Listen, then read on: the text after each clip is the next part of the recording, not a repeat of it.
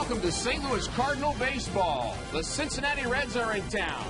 Game 1 of a 3-game weekend series begins here tonight. Albert Pujols, the day off yesterday, he's ready to soar tonight. Offensive star yesterday was David Freese, who had 6 RBIs in yesterday afternoon's game, including his first home run as a Cardinal. Tyler Green also made a contribution. He hit his first home run of the 2010 season as the Cardinal offense exploded here against Atlanta. Welcome to the telecast. This is Rick Horton. I'm filling in for Dan McLaughlin here tonight alongside Al Roboski. And Al, that was a fantastic series the Cardinals just concluded with the Braves. It was. It was a dominant performance by all the Redbirds. They outscored Atlanta 25-11. They had a lot of extra base hits. The starting pitching was great, but the bullpen even better. An ERA under 1. Bobby Cox intentionally walked 8 different Cardinal players. It worked 4 of the times. 4 times he got outs following with the next hitter. 4 times that man produced an RBI base hit. The offense was good. The starting pitching's been great. We'll look at our starting pitchers and a whole lot more when we come back.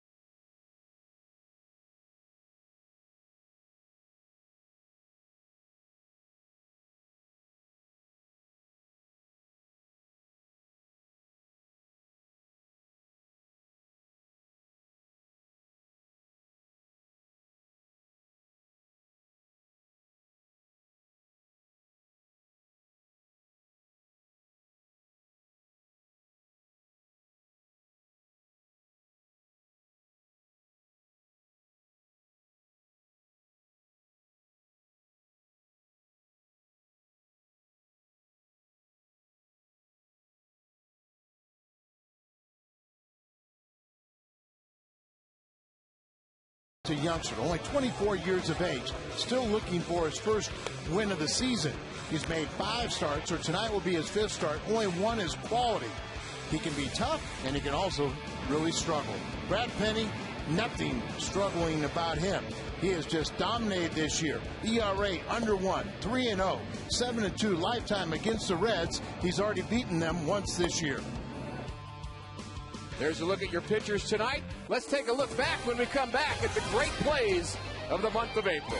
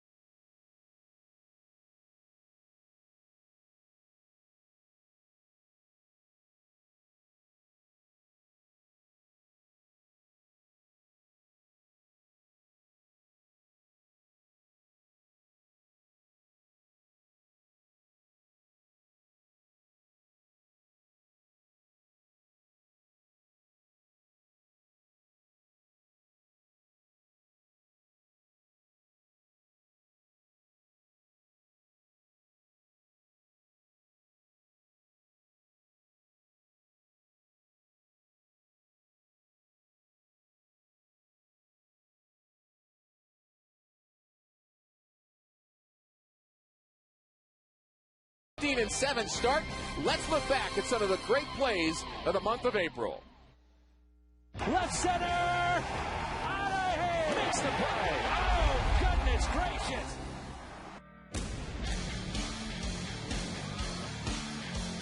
To the wall! Out of here! New Year's Sam Albert. It's a grand slam! Grand slam for Yadier Molina. Back to the wall! It's gonna be caught! Oh, wow! Ludwig makes the catch on the run. Another line drive into right. Ludwig comes up with it, and the Cardinals win it. Freeze has to bare hand, throws to first. Got him. Down the right field line, and it's a home run. What a day for David Freeze. 6 RBIs.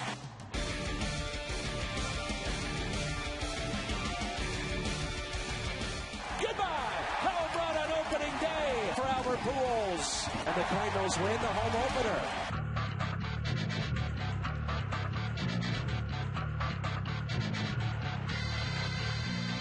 Swing and a miss. Got him.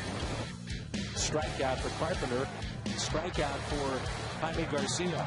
How about Wainwright? He retired the last 11 men he faced. Ooh, Carpenter hit by the pitch. There's no need to do that. I mean, if you're going to throw the ball down and away. That's what I did to him. I'm not firing balls up there. And a diving catch by Alan Craig. And that is last night's hero, Felipe Lopez, who takes the mound for the Cardinals in the 18th. I can't believe this. Backhanded by Ryan. Long throw across. Pujols off the bag. Valdez on his way to second. And he's out! Guess who will take the mound for the Cardinals here in the 19th inning? It's Joe Mather. The 1-1 to Molina. And a base hit to right field. Pujols scores. We are tied at 1. Of course we're tied. I never thought I'd be saying this, but you got to make Joe Mather throw strikes.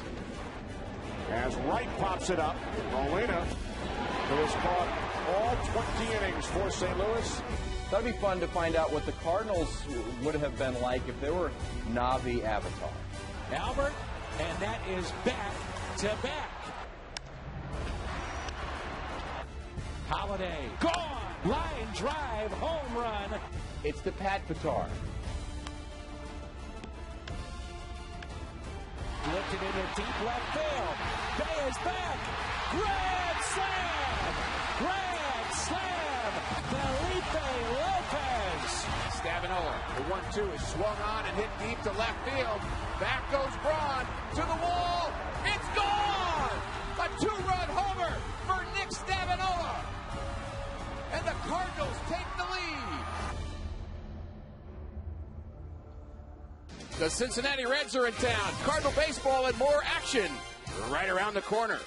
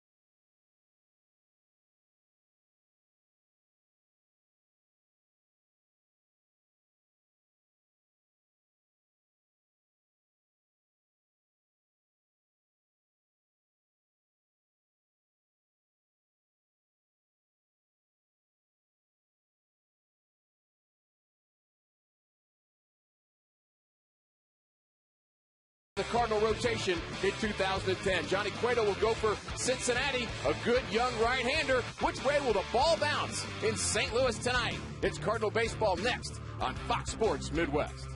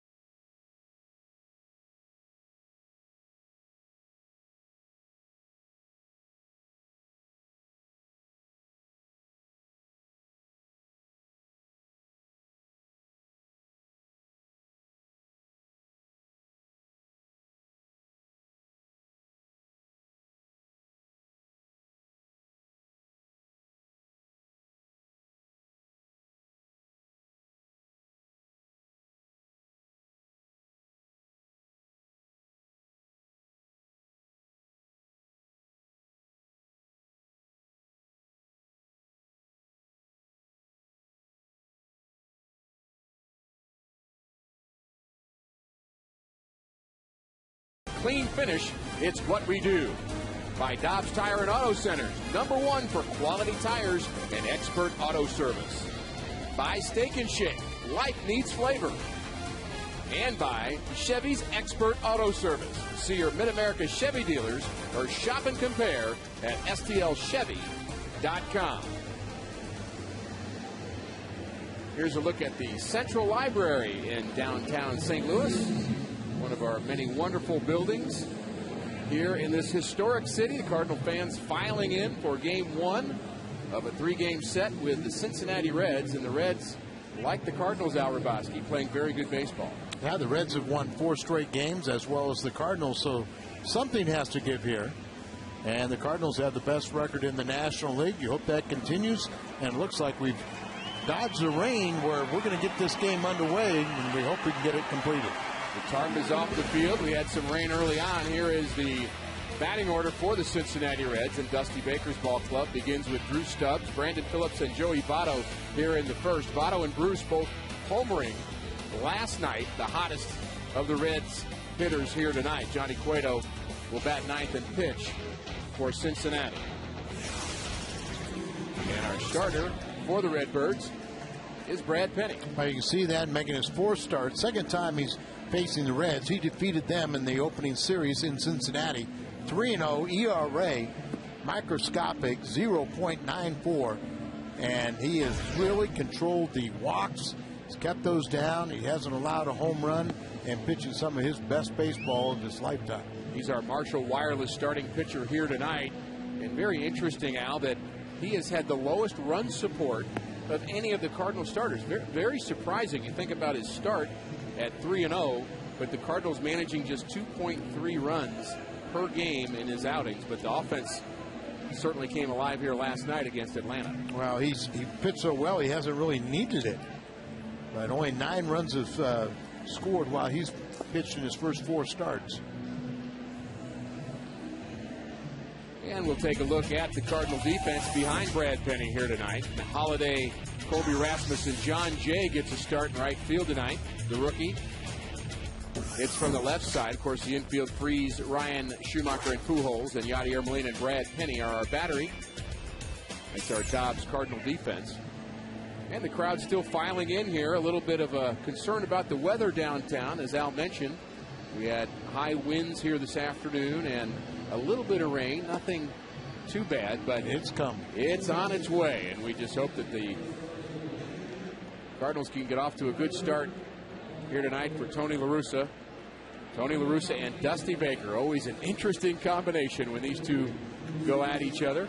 Dusty Baker, a 3-time National League Manager of the Year. Very competitive in their nature. Dusty really at the end of his career finished his playing career playing for Tony La Russa in the Oakland A's, but they have a love-hate relationship. Mostly love. Mostly every now and then when he wore the Cub uniform, there was a little hate. And the first pitch from Penny is a fastball, strike one, and we're underway. Mike Penny's been so good at controlling the strike zone, and really was accentuating his last start of not maxing out his velocity, just making sure he throws strikes. And this one's to center field. Rasmus back to the track and makes the play, drifting back towards the wall. That ball traveled quite a long way. Not a lot of breeze here in the ballpark, but that ball carried to center field off the bat of Drew Stubbs. Well, I think we're going to see that there is more wind than it looks right now. Talking about wind, the Cincinnati Ball Club got in about 3 a.m. and they actually, coming in for their final descent, they were about 10-15 feet off the ground, and the pilot had to take the plane back up as they ran into some 50-mile-an-hour wind shears. And they eventually got down. He said, boys, if we didn't make it that time, we were going to Kansas City or Louisville. Would have been quite a bus trip that time of the morning to get here to be in time for this game. Brandon Phillips, the second baseman for Cincinnati, hits with one out in the Reds first. Sorry, it didn't happen for him. That's right. Phillips, a dangerous hitter, a lot of power, not a big guy, but he swings hard, doesn't get cheated, and he hits this one down the right field line. We'll see if he tries for two. He runs well as John Jay gets to it in a hurry, and throw in the second base is not in time. And a one-out double for Brandon Phillips. Well, Brandon Phillips is a terrific ball player, as you said. He's can really do a lot of things. Albert is way off the first base line, so he has no chance on that ball that is down and away. And Jay gets over there and cuts it off. Anytime an outfielder runs to their left or right that far, it's going to be a sure extra base hit. And that was our Fox Track, brought to you by Southwest Air, and we'll revisit that throughout the evening and check out the location of pitches. And that pitch high and away to Joey Votto. Votto, I mentioned, hit a home run last night. Has 4 on the season. He has a very good left field stroke, a little bit like Jim Edmonds, a lot of power the other way. Yeah, he's just a terrific hitter, and this is one inning that Brad Penny has to watch it. He's only given up 4 runs all year. 3 of those 4 have come in the first inning.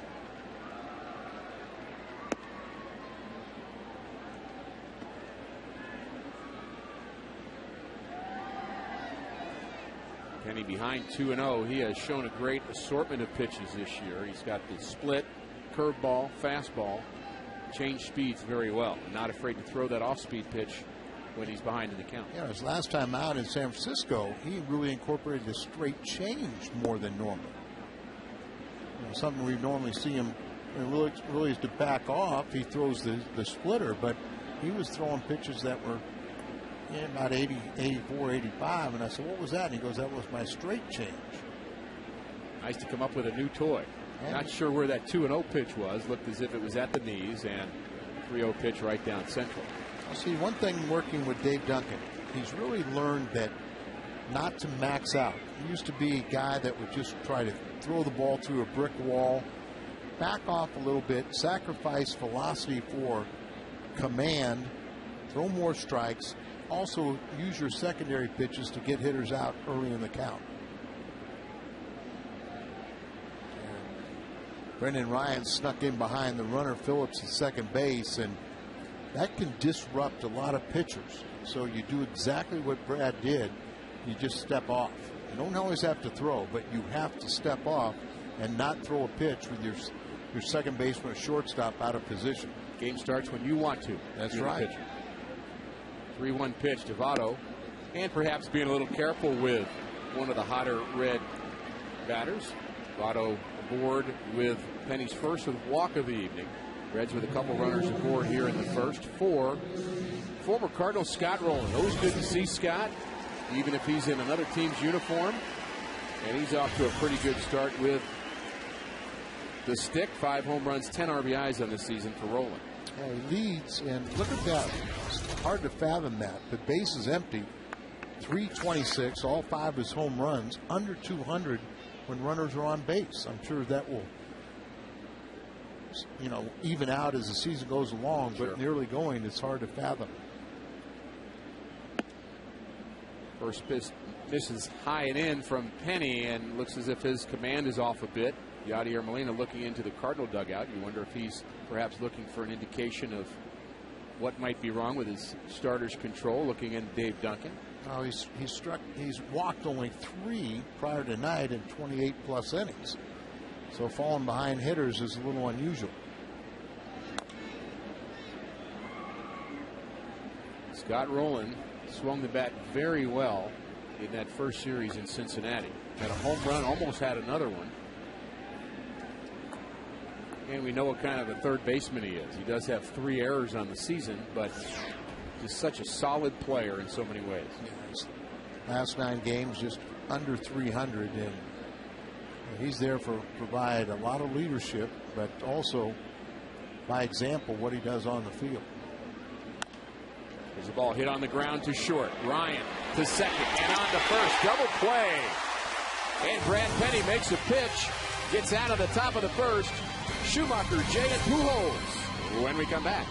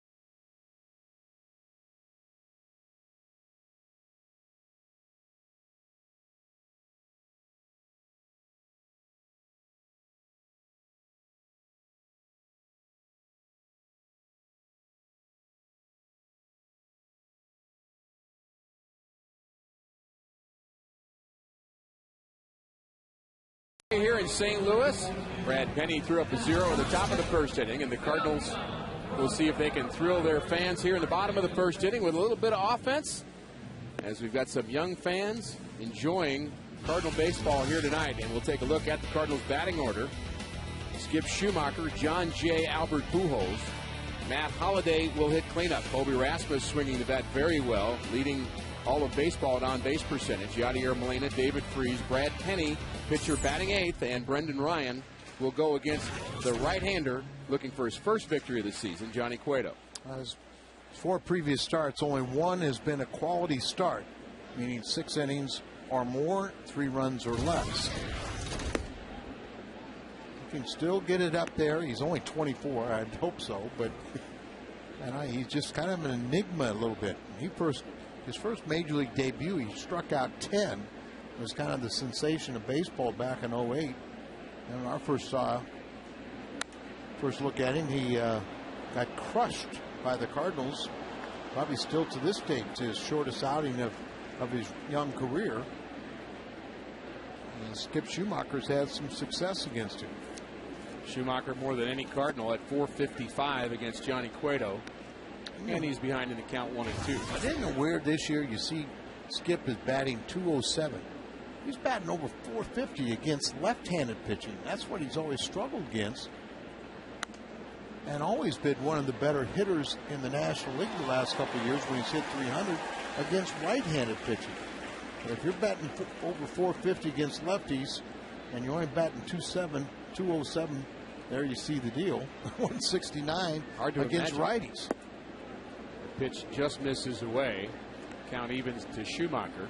And he's one of those guys that can be streaky. A couple of years ago, he got off to a really poor start and then was able to turn it on and have a good season. And his seasons keep getting better. Each year, his average gets better. And he fouls this one off, making Cueto work here as the leadoff hitter in the Cardinals half of the first inning. Cueto's got a very good changeup, fastball in the mid-90s. He's got a breaking ball. Looked like he shook off the changeup to go back to the fastball. Here's the changeup now. Schumacher way out in front of that changeup, and that's really, I would say, his best pitch is his changeup. He's got a good fastball, changeup. His breaking ball is so-so. But as you mentioned, Al, just a great young talent that's still trying to figure out how to put it all together.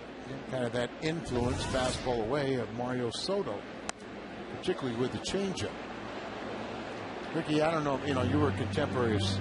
Well, you were in between. I saw Soto. You saw Soto. I played with Soto, actually. Okay. And, to me, he was the first guy that was a real significant 90-plus pitcher that had a great changeup. And not much of a breaking ball. No. He got away with it and pitched well. 2-2 pitches hit into center field, and back goes Stubbs, the speedy center fielder. And he takes care of Skip Schumacher. We'll take a look at the Cincinnati Red defense. The Reds fourth in the National League at .986. One behind the St. Louis Cardinals. Gomes, Stubbs, Bruce in the outfield. Roland, Cabrera, Phillips, and Votto in the infield. Ramon Hernandez, not their best defensive catcher. Their best offensive catcher will be behind the plate and work with Johnny Cueto. And here's John Jay looking for hit number 1. John Jay got a 16-game hitting streak. He started out at Memphis and 0 for 3 as a pinch hitter here, getting his first start. Always interesting to see the style of a young player and how they have a unique swing. He has an open stance. He moves his hands quite a bit in the box to get comfortable. His hands very low. And then he attacks. And he hits this ball on the ground to Phillips, and he'll take care of Jay, who's hustling down the line. And 2 quick outs for the Cardinals here in the first.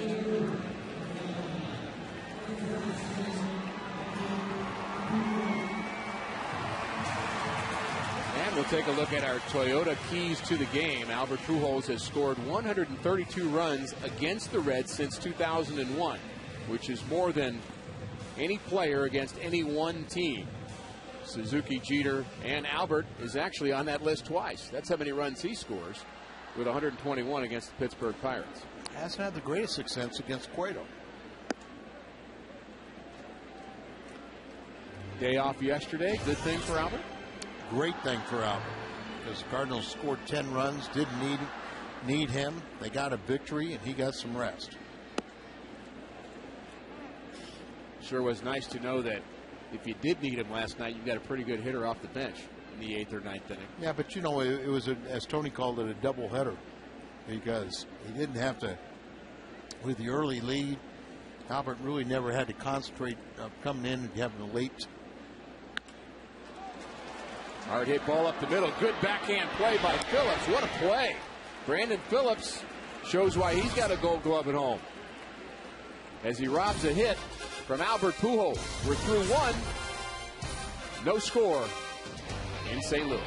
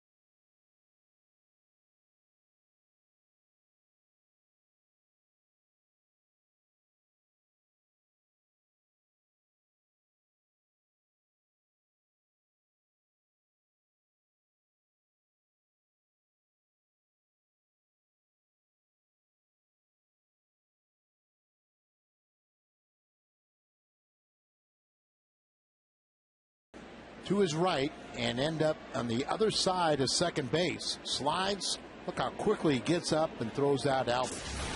He can be an extremely flashy player, and he's become a very good offensive one on top of it. 2 years in a row leading the National League all second baseman in fielding percentage, and he has a Gold Glove to his credit and a nice play to his credit here tonight.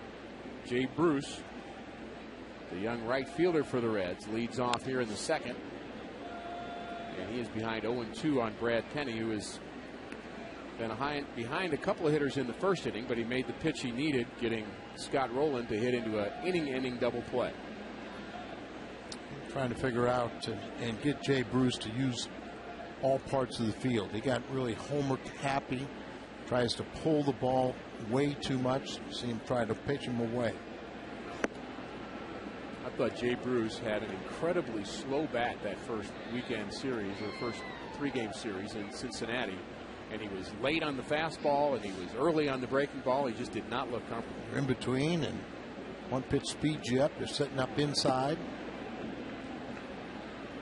Got to go inside enough, but preferably you can do it when you can throw a ball. Either the perfect pitch in there or inside off the plate, so you can go back away and get him out. 2-2 pitch is taken the other way, and that ball is going to be all the way to the wall. A leadoff double for Jay Bruce, the second double of the evening for Cincinnati. And the Reds threatening here in the top of the second. So that's what they want him to do, is hit more balls that way. He's big, he's strong. But when you pull the ball, you know, you're relatively easy to pitch. But if you'll spray the ball around and you go with that pitch out there, you know, there's your, like you say, more of a controlled swing going out there. It was by design that he hit that ball to left, not that he pulled off it. Not a bad location for that. No. And, you know, maybe, you know, get it down a little bit more and away from him, but no, more times than not, he rolls over on that one. Cabrera bunting, Pujols, Molina makes the throw at third, but it is a foul ball, as the home plate umpire Paul Dreckman called that right away. Yachty pounced on it. Pujols was playing in, expecting the bunt, and Cabrera bunted that right at home plate, and Yachty picks this up in foul territory. He picks it up in foul territory. I was watching Bill Hahn, the third base umpire. I said, boy, that's awful casual the way he called him safe, which looked like he was out. But then as I saw his hands, both of them up there, instead of the safe call, he was holding them up like foul ball. Cabrera wasn't bunting necessarily for a sacrifice. He was bunting for a base hit. He's swinging here and trying to hit the ball the other way. Cabrera's been a two-hitter before in the lineup, so he's used to this kind of situation, trying to hit behind the runner. He's had some good years in his career. This is the fourth consecutive start where he's batting in the 6th hole. And he has no RBIs in 12 at-bats. This ball hit to the third baseman Freeze, and Bruce reads the ball off the bat very well and goes from second to third. There are a lot of ways you can get from second to third. It doesn't have to be hit on the right side of the infield. Right. You know, the rule of thumb is, you know, if a ball's hit in front of you, do not advance. But that ball was so slowly hit that he recognized that, and with a good break, you know, by the time David Freese fields that ball, you know, it's behind him. And now the opportunity for Johnny Gomes. Johnny Gomes with a walk-off homer to his credit. Jason Mott remembers that. Yes, he does. Cardinals move the infielders in as the pitch is on its way, and it's a high breaking ball from Brad Penny. We haven't seen a lot of the curveball yet tonight. No, and we haven't seen quite the same sharpness. And, you know, this is the second time the Reds are seeing him, so maybe he's trying to change things around a little bit.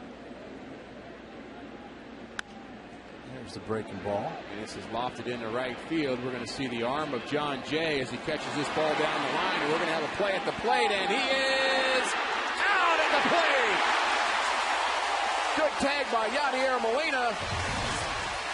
And a great throw from John Jay And it takes care of the Reds here in the top of the second inning. How about that? Matt Holliday when we come back.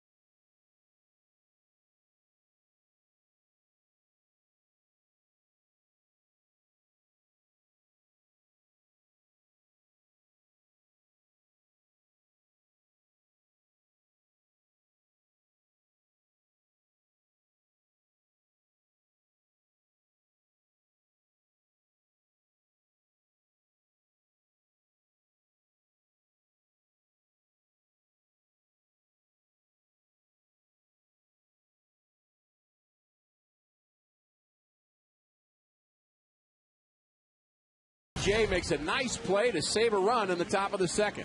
He's not real deep, but he makes a strong throw. But here's the key. Watch Molina's left leg.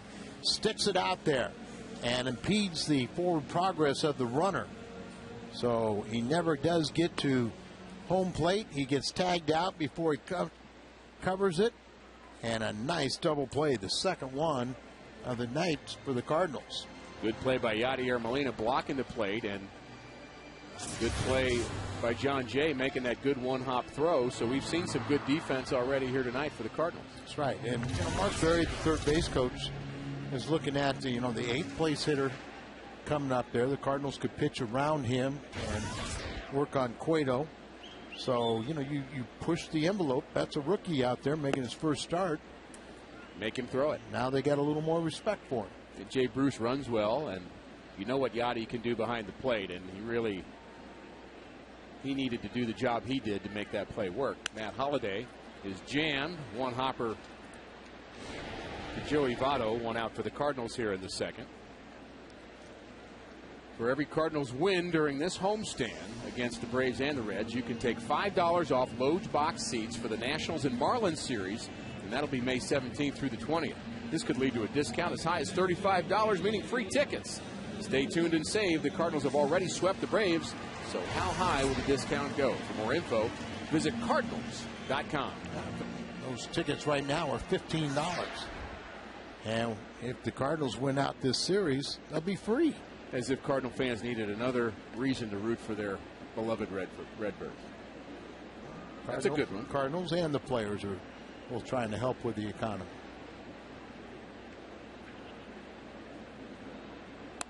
Colby Rasmus swinging a very good bat this year. 344 is his average. But what you also like about the center fielder is his ability to get on base via the walk. He's leading the National League in on base percentage. Leads the team in walks. He's almost to 1/2 of his total of a year ago.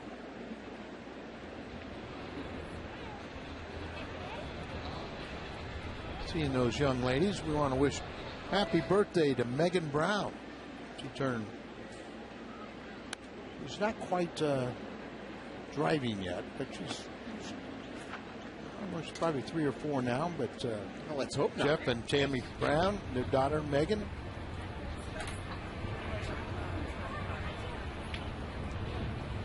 Boy, that looks good.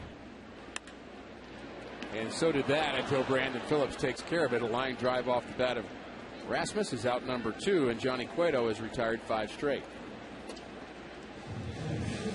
Visit FoxSportsMidwest.com for exclusive videos shot by none other than the Cardinals' Brendan Ryan and Joe Mather. You don't want to miss this.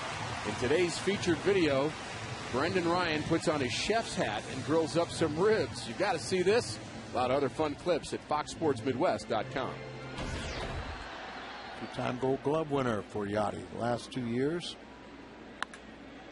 And there's a base hit. First pitch swinging. And Molina's aboard as we'll take a look at that pitch location to Yadier Molina. Watch this set up away, but he leaves it more in the inner part of the plate. Fastball goes down and in. You know, a lot of pitchers today pitch down and in.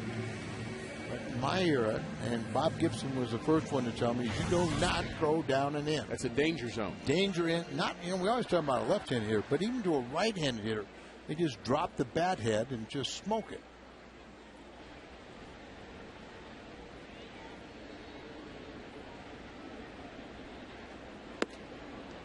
Ball one to David Freese, the offensive star here yesterday. He turned 27 2 days ago and hasn't stopped hitting since.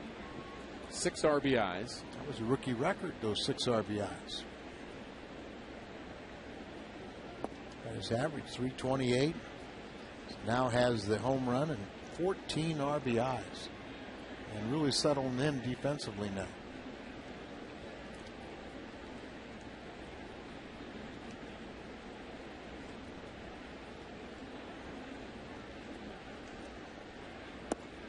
A lot has been made of that defense early on, but you look at Scott Rowland, you don't worry about his defense. He also has 3 errors on the season. So Scotty's got 7 Gold Gloves. Yes, he does. And you give him the benefit of the doubt. David still, you know, has to convince people.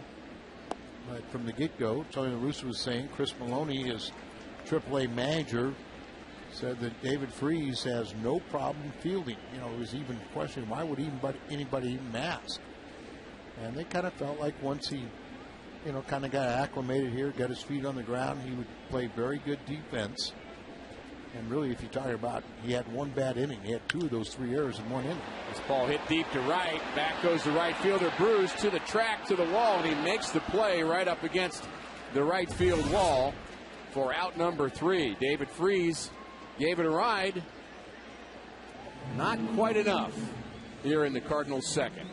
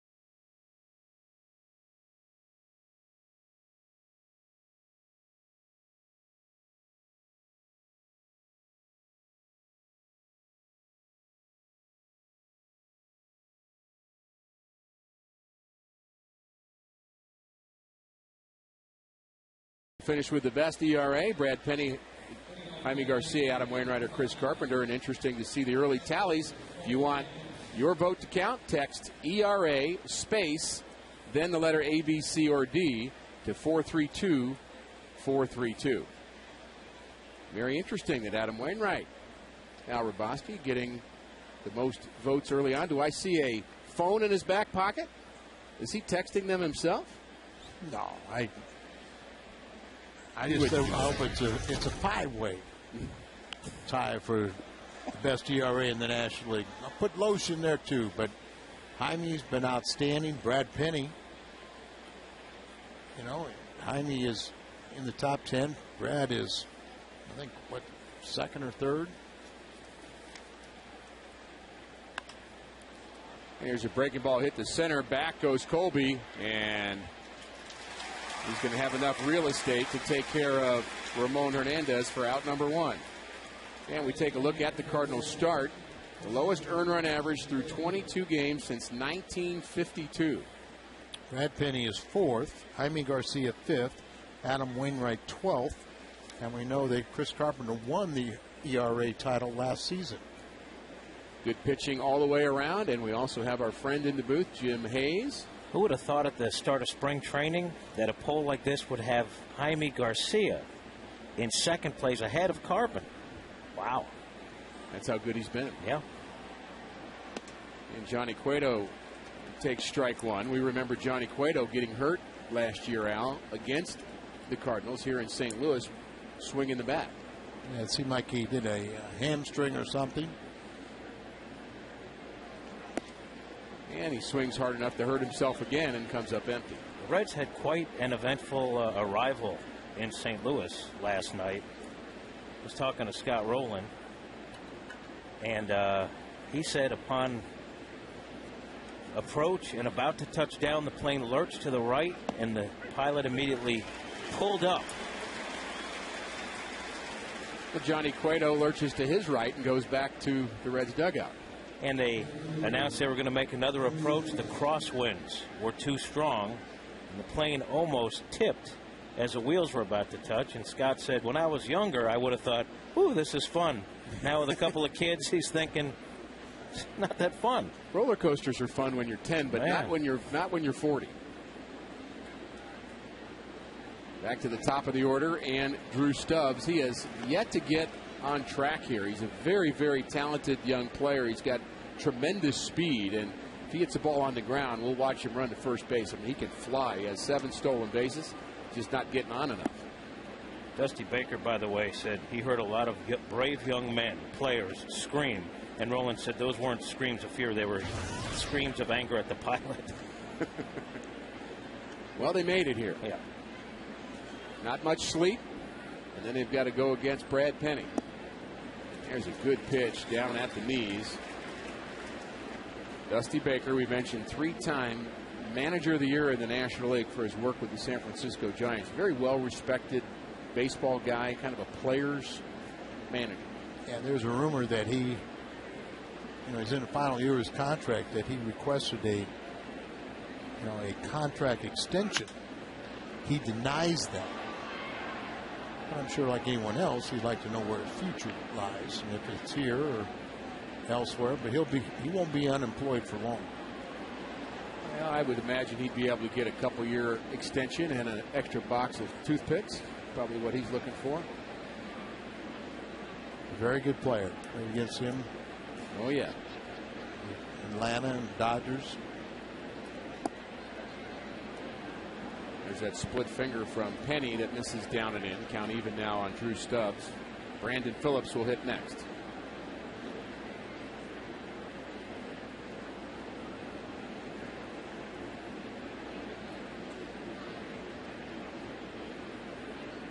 And the 2-2. And that misses. Cardinals are 6-1 in series openers. And there is the former Cardinal general manager, Walt Jocketty, whose job it is now to turn this Reds club around. Well, he's got 3 young starters on his staff right now. Volquez is on the disabled list. They got the young Cuban, Chapman. This ball hit hard to center field. Back goes Rasmus to the track, and Colby getting a lot of action in center field here tonight. And he's running them down. No score. Penny will hit first.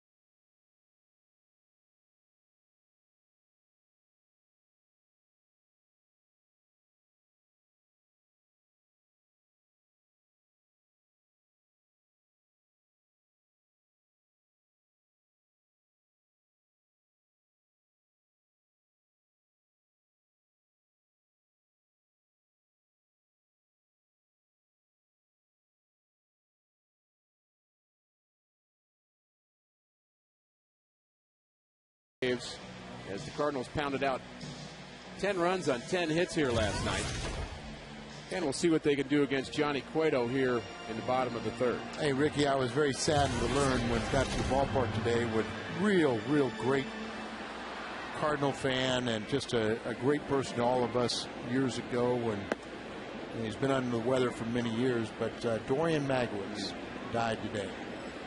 And Hamilton Jewelers for all those years. And great friend of the Cardinals. Great friend of the Cardinals, you're right. And we're so sorry to hear that. And our deepest sympathies go to Bernice and the rest of the Magwitz family.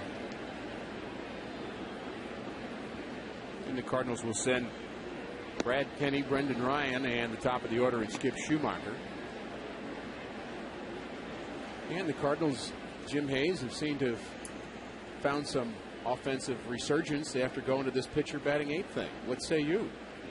Well, maybe it takes a little of the pressure off Brendan Ryan. I think that's the initial design as Penny strikes out. But a day like yesterday, Pujols not in the lineup, a bunch of guys getting their chance, and David Freese steps up. Tyler Green goes deep. And Tony says that's a pretty good lineup even without the big guy in there.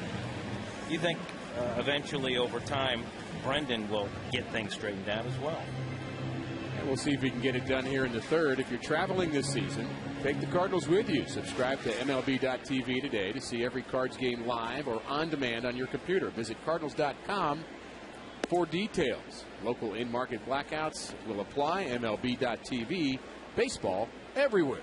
Yeah, I had responsibilities last weekend back in Hungary, where I'm an admiral in their Navy. And I text Dan. And I said, wait a minute. You have a uniform for that, Al? Oh, yes. You do? Yes. I also have a ship. How big is it? It's a minesweeper. How many ships in that Navy? One. All right. We used to have 150 miles of coastline, but we kept on losing wars. So now I'm down to a minesweeper in the Danube.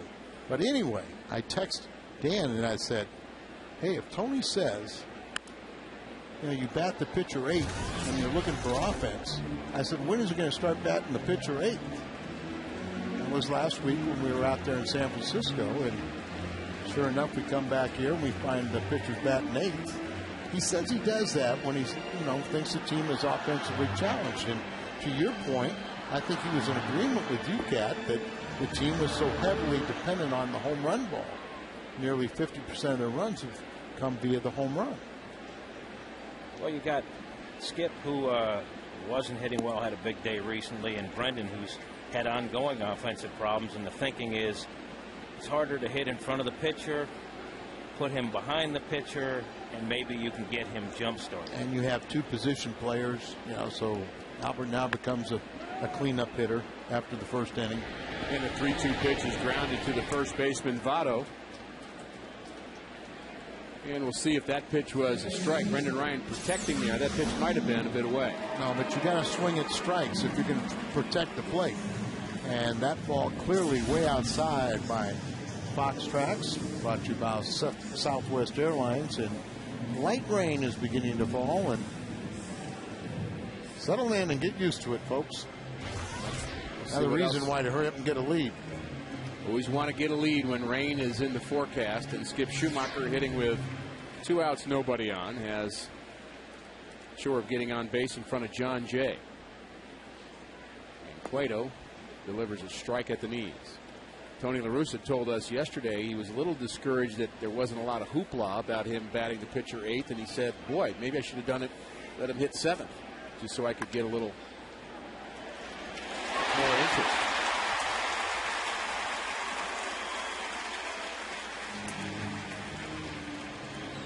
Skip Schumacher gets the second hit of the night, and Cueto has a shot at it.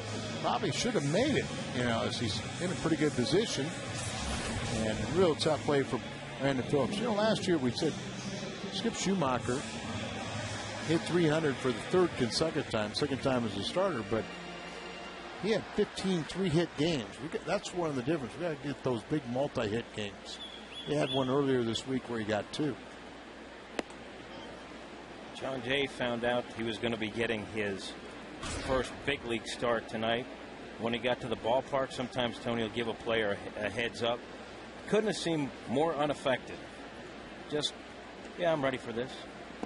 Pretty nice defensive play by John Jay to end the second inning. Reds were threatening. Threw out Jay Bruce at the plate. A strike, one-hop strike to Yadier Molina.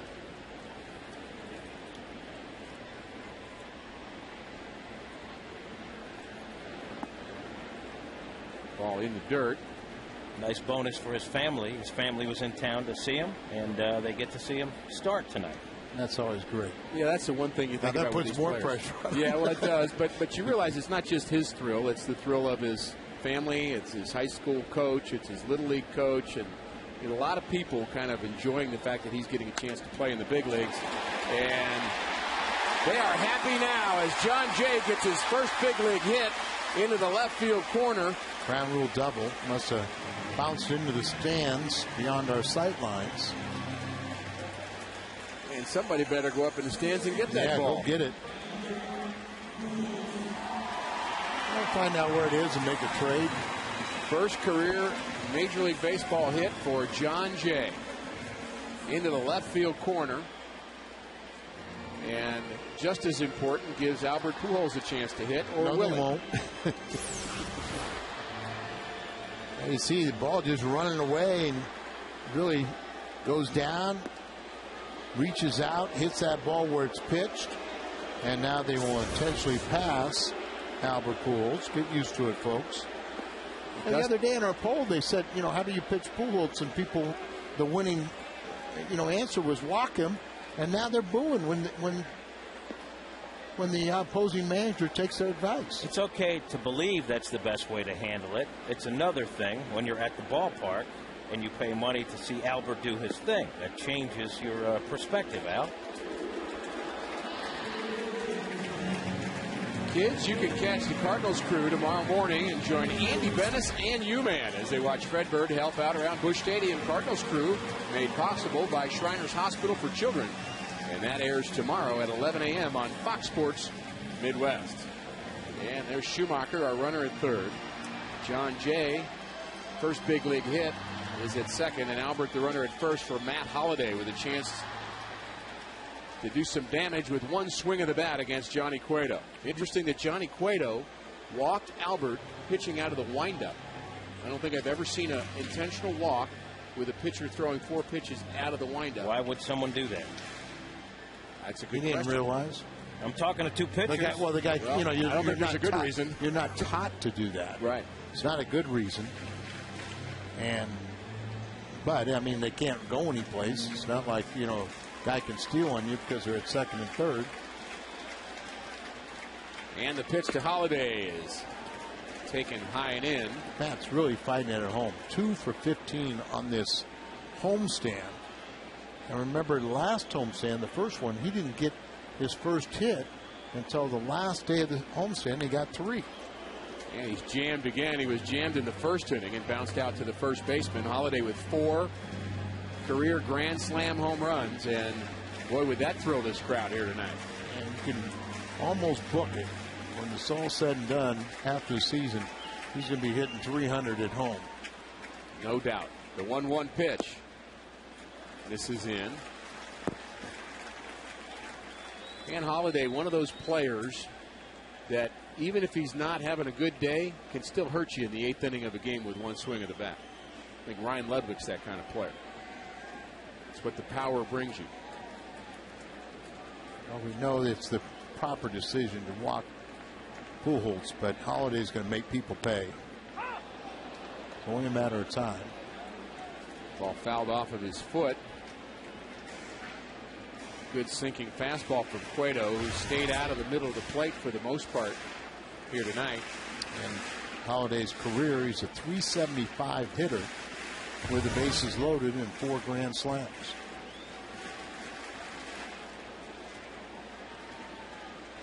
Four out of 13 first pitch strikes for Johnny Cueto. The 2-2 is taken high. And now everybody will be running. Now he should pitch out of the stretch, and we'll see if he does that here. That's what we're taught to do too, Al. Or will he go from the windup? I don't mind the windup in this scenario, but you keep an eye and don't let that guy break too quick at third base. Well, double scores 3. The 3-2 pitch to Holiday is a base hit to left field. 1 run scores. 2-run score, and Albert goes to third base. A little 2-out magic for Matt Holiday. Ricky, you and I know as a pitcher that is the worst thing you can do with the bases loaded is get into that full count where the merry-go-round starts. That now a little base hit like that becomes 2 runs. So you run the count full, they get a great start. He kind of hangs a breaking ball 3-2, sits right there, and Matt Holiday drives into. He needed that, didn't he? And Skip Schumacher, the runner at third, was almost home by the time this ball got into the outfield. Look how far he is going towards the Reds dugout. Base hit. I'm going to come in the side door. Get the guy out. He can be standing at the plate. Now a big hit for Holiday, and now it's Colby Rasmus's turn. Rasmus with 12 RBIs on the season. There's the John Jay baseball in Oquendo's hip pocket. So they did retrieve it. I was thinking that was a cheeseburger. Oh, Eric Gregg is retired. You were part of that team, weren't you? I was. Tommy Lawless actually did that. Took a cheeseburger out to Eric Gregg when he's the third base umpire and set it on the bag at third. Of course, Tommy could do that because he knew he wouldn't play that game.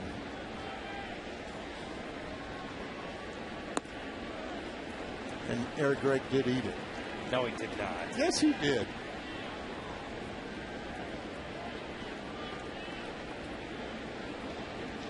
Outfield playing Rasmus deep from left to right. Colby showing a lot of power. 6 home runs on the season.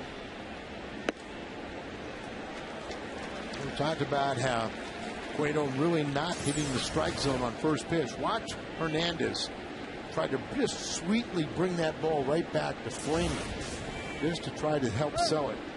Box track show you is clearly outside, but little sweet hands bringing it back over to the middle of the plate, or to the corner, trying to sell it to the umpire.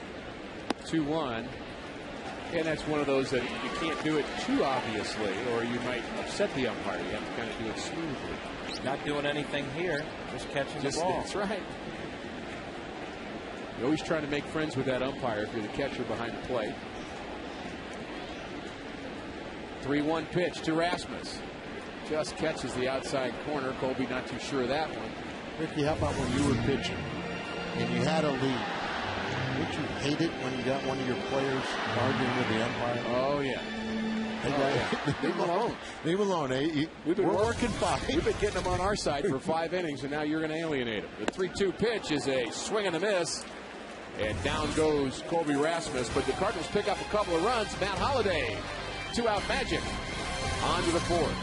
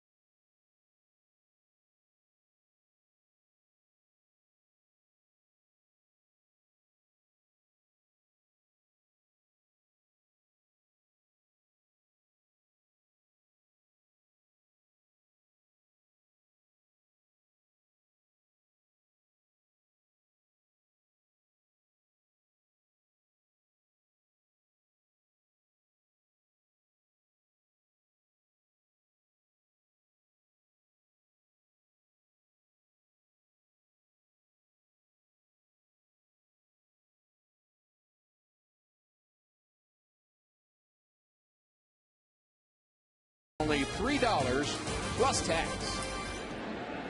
Brad Penny's first pitch of the 4th inning is to Brandon Phillips, the Reds' second baseman. Matt Holliday, a 2-run single in the bottom of the 3rd, gives the Cardinals a 2-0 lead here in game 1 of this 3-game series. Here's a ball hit back up the box, and it hits the second base bag and rolls into center field for a base hit for Phillips. He's now 2 for 2. Saturday, May 1st, Bank of America brings you a collectible canvas print featuring the 2009 National League MVP Albert Pujols. It's available to 25,000 fans of all ages. For ticket information, call 314-345-9000 or visit cardinals.com. My calendar, that's tomorrow.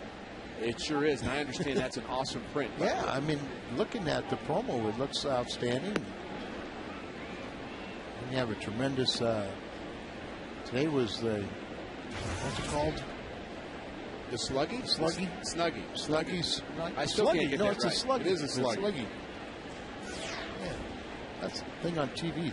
Dan was trying to teach me what those were, and I'm still not tracking it, but I'd love to have one. Got the, I think it's the Albert Pujols bat on Sunday. Big series here against the Reds. The Reds winners of 4 straight games. The Cardinals have won 5 straight, including the 4-game sweep of the Atlanta Braves. 2-0, the count to Votto. And that pitch is, I'm guessing, low. Not getting the low strike at all. That's the second time. Red kind of looked in there, and you notice when he went to bat, he said something to Bruce Druckmann, our home plate umpire, and if he was trying to schmooze him a little? Schmooze him a little bit. Well, it didn't work. Sometimes what the pitching coach will do. Dave never smoozes. Yeah, might be a different word. It's more influences. And a check on the runner at first. Brandon Phillips does run well.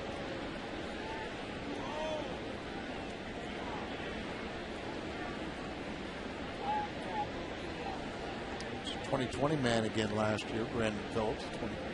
25 home runs, 20 more stolen bases.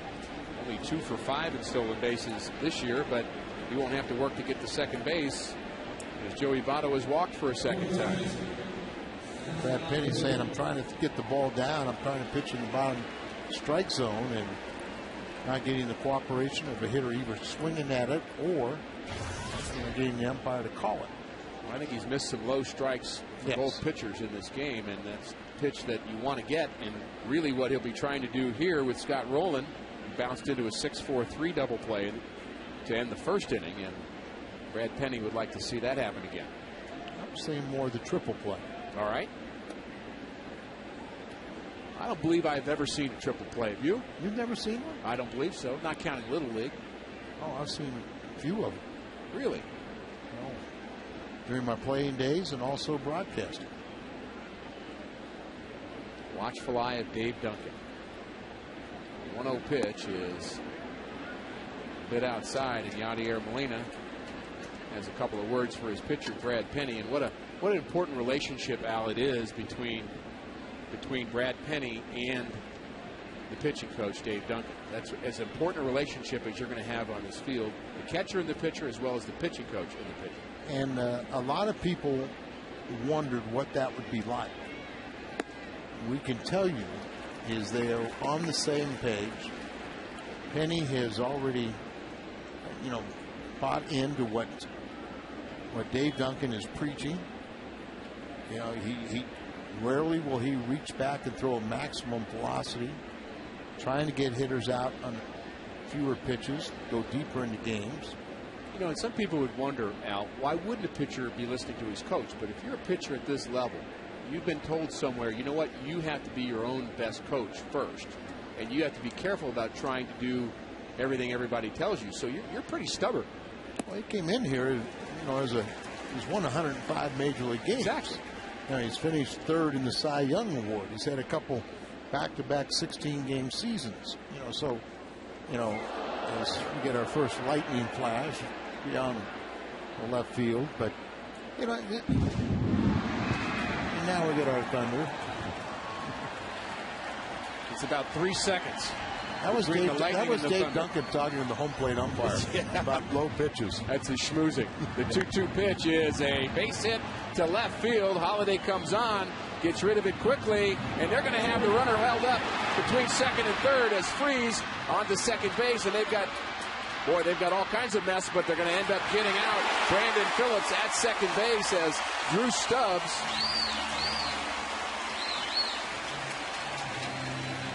Joey Votto, actually the runner, is out at second base as Brandon Phillips, the lead runner, did not score on that base hit to left field. It wasn't exactly where you teach a rundown, but it was effective.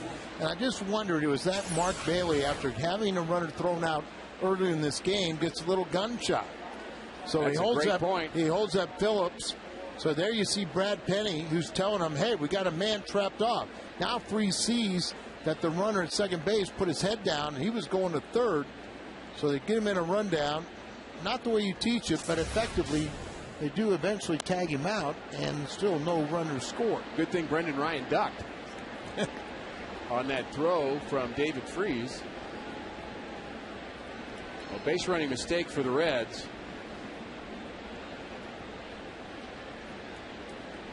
Gives Brad Penny a chance to get out of this inning. And the Cardinals have already turned 2 double plays. Can they turn a third to get out of this inning and no damage?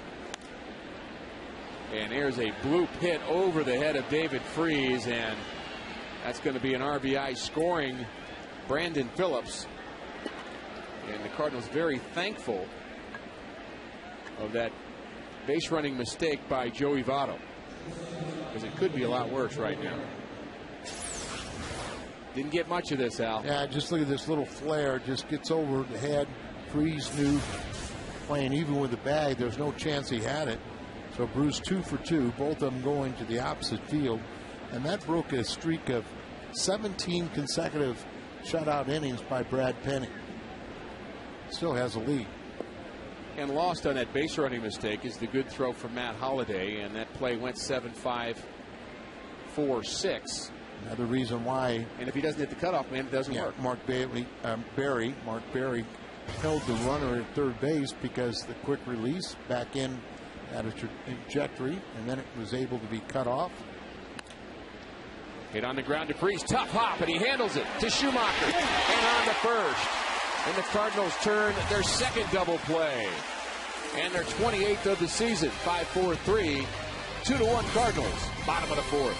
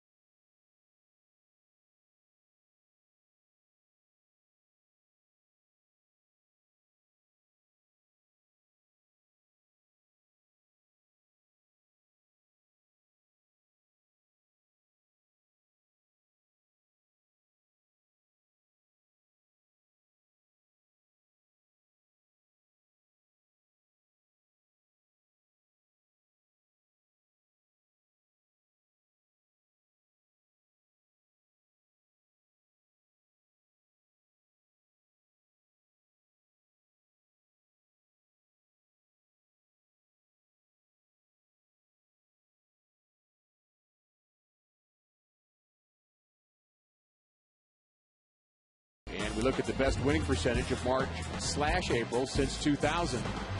And this club off to a very good start. And last year they were 16-7, 15-7 going into action. Yeah, so you here see tonight. victory here tonight. They tie the last year's opening month mark. Kind of a mark of a Tony La Russa club as Molina lifts one into right field.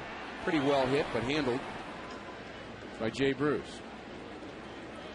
Cardinal fans, this season it's easier than ever to find the seats that you want or to sell tickets to the games that you can't make on StubHub, the official fan-to-fan ticket marketplace of the St. Louis Cardinals.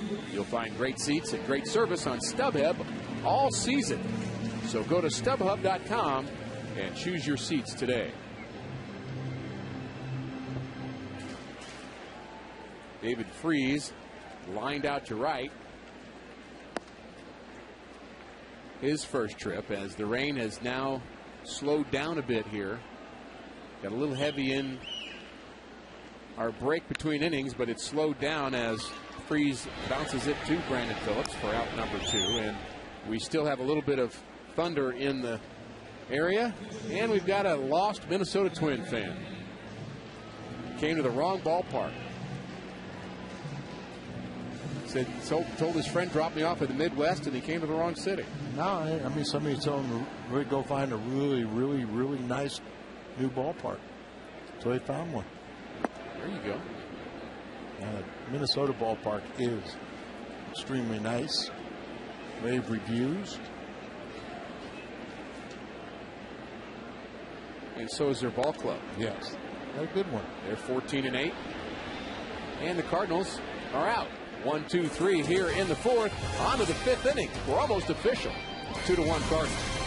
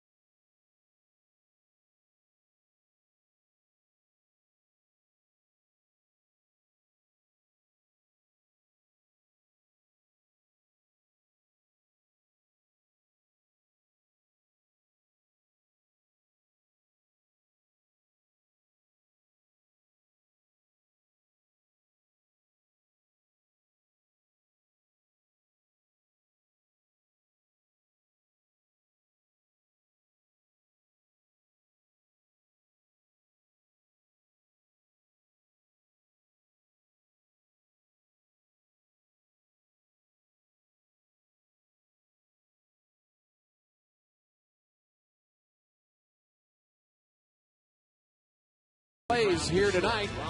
The second.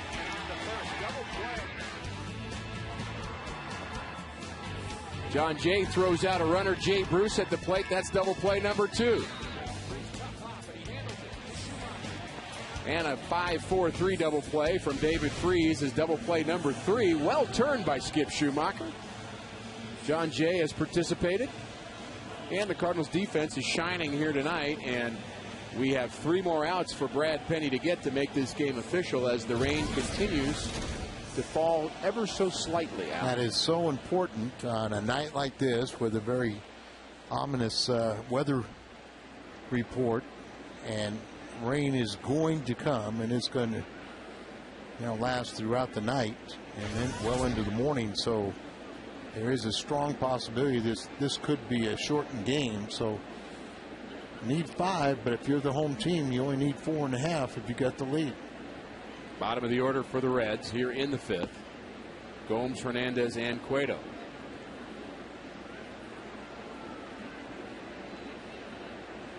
Gomes flew out to the right fielder, Jay, and started that second of 3 double plays.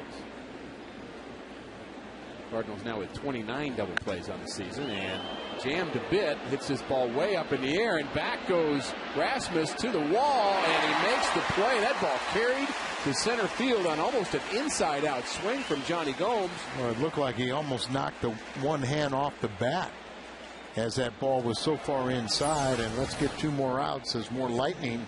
But you're right. I think Kobe Rasmus was just flabbergasted that that ball went that far, that, you know, he thought that it would be maybe a step or 2 back, but not all the way to the wall. Did a nice job of checking out the wall, turning his back, running right to that spot, making the play. He's been very active here tonight. His offense has been good, and his defense has been good in 2010. I think his next level is to be a little more effective with his throws to the plate. We know he can do that. He just hasn't been able to really uncork one like we know he can. No, we've seen a couple times him come up and make the throw and just throw it right into the dirt, but he has a strong throwing arm. A little more thunder here, and a foul ball into the seats.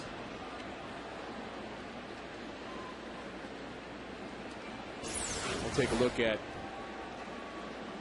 Exmo Can, Plaza Tire Auto Service, Brad Penny. You see a lot of these pitchers today. I remember Andy Bennis, and you know he was a big man like Brad Penny, and he had huge hands, but he was holding his you know, middle and first finger apart like Brad does. You know, now that's a splitter grip there, but a lot of times when you still throw their fastball, they still have a split. Were you ever taught that? Most pitchers would have put your them fingers straight together. Actually straight together, because you're creating a more singular force vector, Al, of which you don't want to have kind of competing force vectors which would slow down the velocity of the ball. Is that something you learned at Virginia? Physics 101. Physics 101. Okay, well, I could give you Physics 3. It means the ball moves more. Okay. And that would be the Magnus effect that makes the ball move now. That's a C- answer, by the way, I'm giving you. Yours. Mine's an A+, because I'm the professor. But seriously, I mean, especially when you got big old fingers like these guys do, that, you know, put the fingers together and then you get more movement. You hold the, you know, you spread them out a little bit. One, you don't get as much movement, and you can get more velocity when they're together also. And walk number 3 for Brad Penny.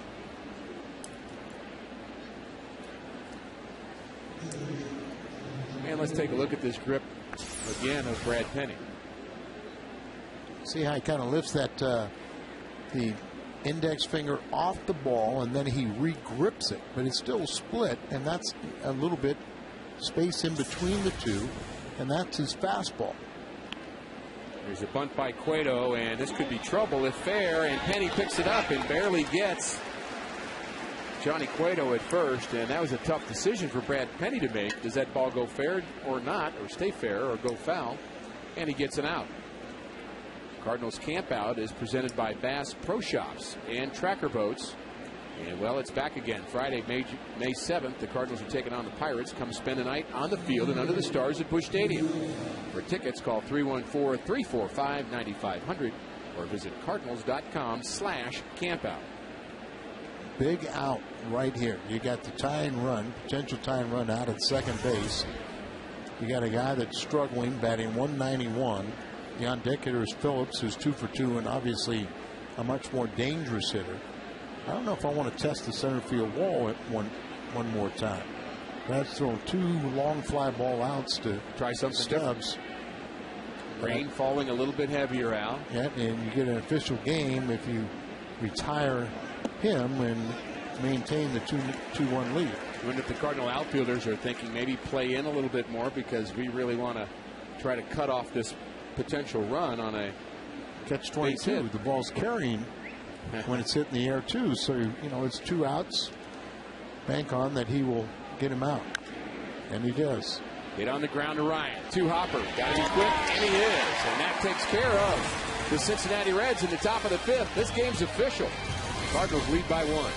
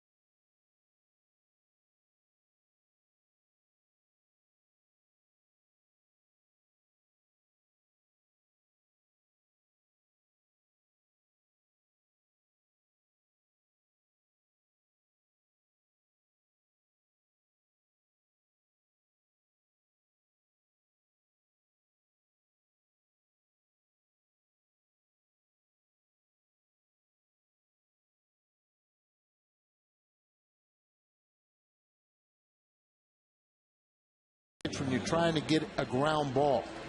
This was the last pitch that he threw to Stubbs. You split the middle and the index finger apart, depending on how far back you put it into the web of your hand, will take more and more velocity away. You saw the thumb kind of tucked straight underneath it. You can kind of adjust that thumb up and down a little bit, but you have more command of it when it's straight underneath it. What a great look that was with our slow-mo cam of the grip. I love that. Brought to you by Plaza Tire Centers. And a good look of the rain here at Busch Stadium. Brendan Ryan leading it off for the Cardinals here in the 5th, and some of the umbrellas are going into some use here as the Big Mac sign, Al, has been fixed. It's been fixed. Holiday knocked out that C the other day, and finally they had some time to fix it up. It's a lot brighter, maybe with new neons behind it. The new neons doesn't really match the other letters, no, does it doesn't.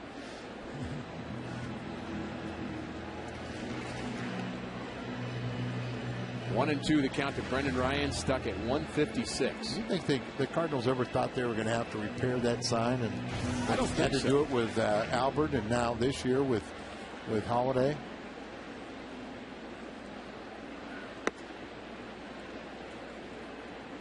.94-mile-an-hour fastball just misses the inside part of the plate. Cueto has very good stuff. We talked about both he and Edinson Volquez as being two very good pitchers in this rotation. Ball hit on the ground, foul to third. Volquez, as Cardinal fans may remember, has had just an outstanding rookie season. Then he got hurt, so he's on the disabled list. Won't be ready until the middle of this season as we get some more lightning here at Busch Stadium. But he also has another issue, Al, and that's his performance-enhancing drug suspension. But I don't understand that. Apparently, they're letting him serve it while he's on the disabled list.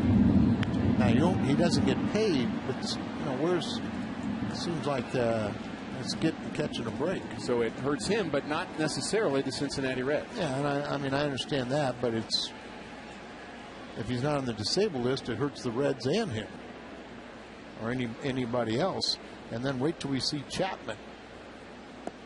He's their 22-year-old Cuban defector who they gave $30 million to, and he's in the minor leagues, but it won't take long before they'll have him up here in the big leagues.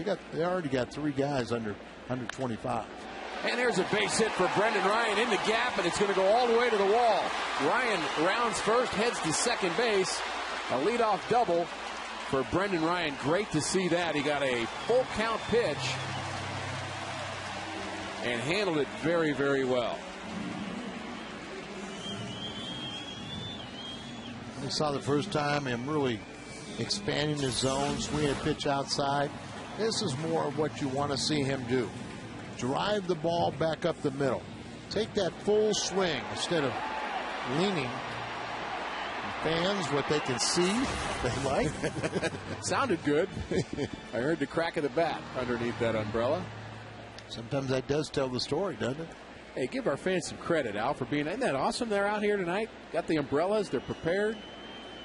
Sacrifice perhaps here, or hit the ball on the right side, and line drive, and it is a double play as Cueto takes that ball right off his shoe tops, turns and throws onto second base for a tough luck double play. That ball was hit very hard by Skip Schumacher. And look at it right there. His momentum carries him as he falls a little bit towards the first base side, and his glove hand is right there, spears that, and tough running play for that runner at second base. Not sure he can do much about that. You know, they tell you get a secondary lead, you go out there, and it's just one of those things that people say, well, you can't get double up on line drive. Well, it's not as easy as that all the time. Well, it's not really clear whether it's going to be a ground ball or a line drive because it's hit kind of half in between. And then if he doesn't score, you're sitting there going, what's wrong with him? What's he loafing? That ball does get up the middle if Cueto doesn't make that play. Especially now that things are getting wet. Slick grass, it'll go all the quicker through there.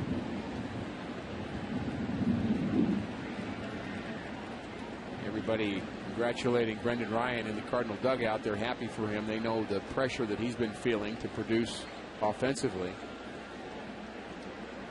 And Dan, it's a pressure that's self-inflicted, more so than any of his teammates or his coaches.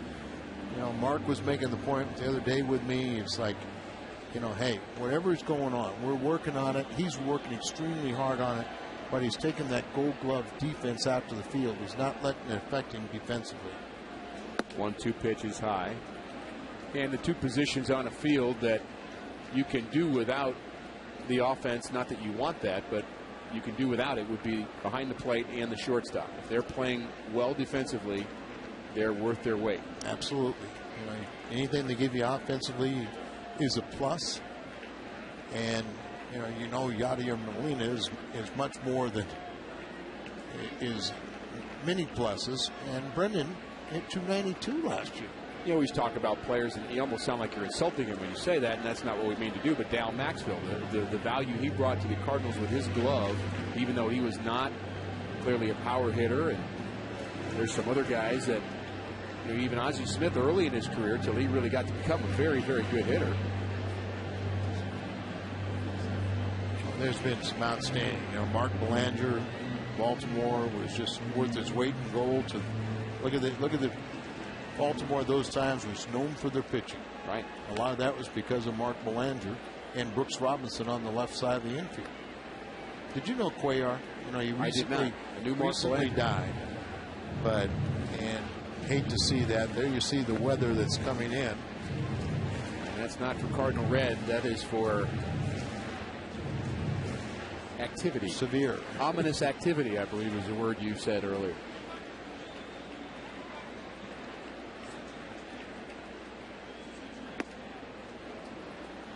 And a full count now to John Jay. John Jay with a double in the third inning, and he scored the second Cardinals run. They lead 2-1 batting here in the fifth inning, and John Jay with his first big league hit. Good for him. Full count and a swing and a miss, and that takes care of Jay and the Cardinals here in the fifth. On to the sixth inning.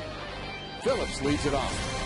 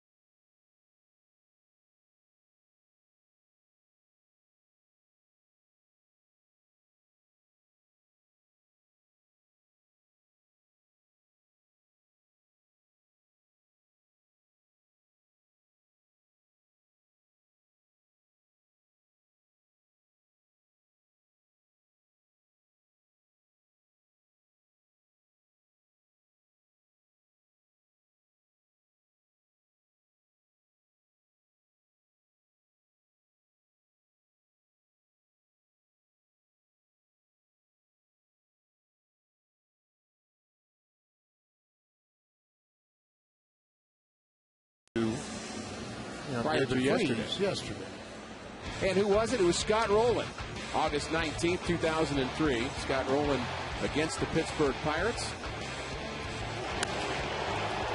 And Julian Tavares, former Cardinal, had something to do with that, Al. He serves up that one.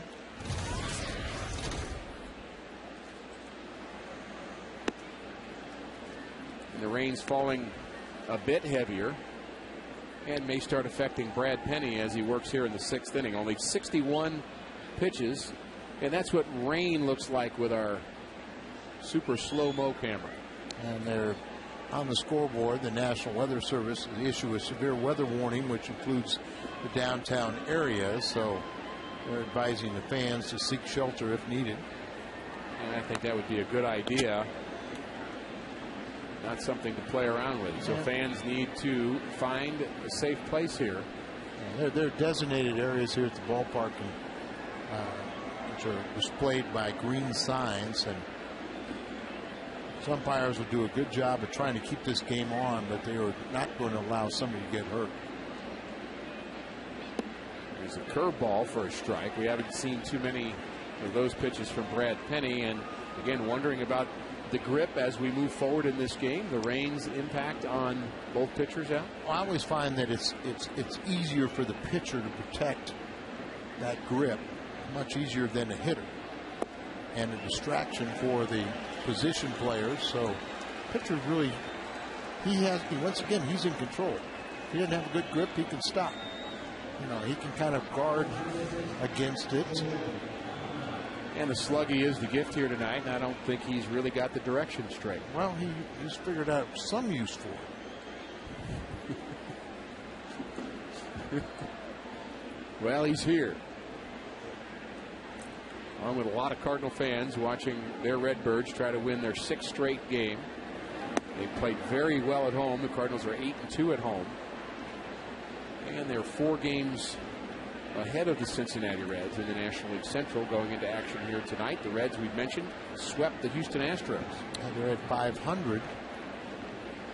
And everybody in the Central Division is below 500 to get past the Cardinals and Reds. And early on, the National League Central, if you take a plus minus of everybody in the division, add them together, right now, at least, it's the weakest division in baseball.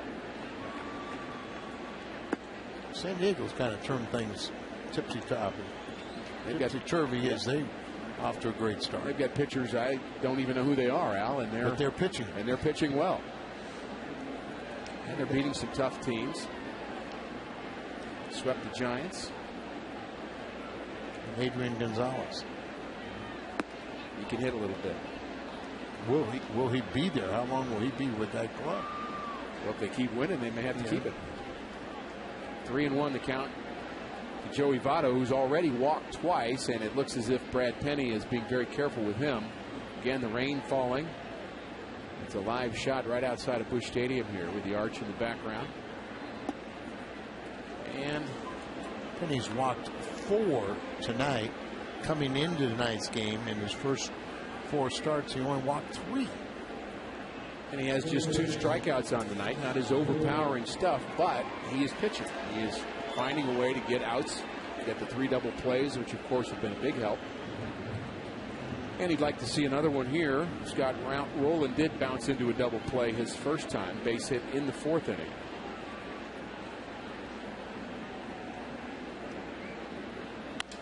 And that's a ground ball to third. Freese dives and has a play at first, and he throws out Scott Rowland. And a nice play by David Freese, who had no chance to get a double play on a pretty tough ball hit to his left. And, give him some credit here, too. That ball's going to be wet. It's going to be slick. It's a tough play right there, and you've got to get one. You've got to get one. So he makes the quick decision that is my best option to go to first base. Low throw there, but Albert picks it.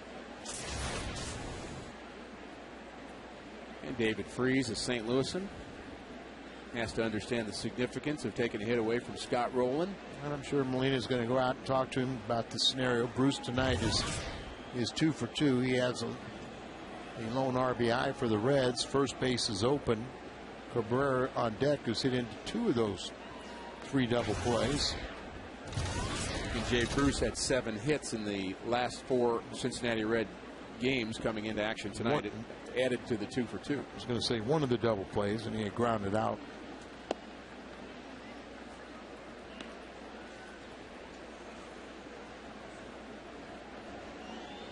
And you would think, even though Mark Berry had a runner thrown out, now with the rain and how slick and wet it is out there in the outfield grass, you have to send a runner on a base hit.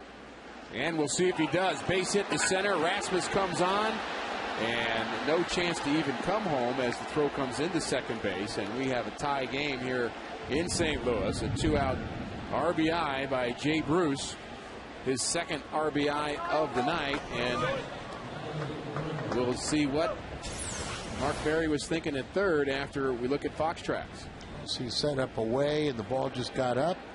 He could reach it, sends it back up the middle. Here you see there's no question about it. You're going to send a runner home. By the time the ground ball gets out to the outfield, it's going to be pretty wet and slick. Colby also playing very deep for Jay Bruce, and we've talked about how the ball's carrying to the outfield today. Sure. Outfielders have to play deep, and you got really no chance to throw out. I would think, just looking at the way the rain is coming straight down, I would think right now the ball's not going to carry as far, but you still can't take that chance and play too shallow. The wind really has stopped in the ballpark here. And a steady rain continues to fall here at Busch Stadium. Cabrera 0 for 2. Bounced out twice. And he is in the hole now, 1-2. Brad Penny has just 2 strikeouts here tonight. And he's walked 4, given up 6 hits. And we'll see what they want to do with Cabrera here, 1-2. I would throw to first. We knew that was coming, didn't we? Yeah.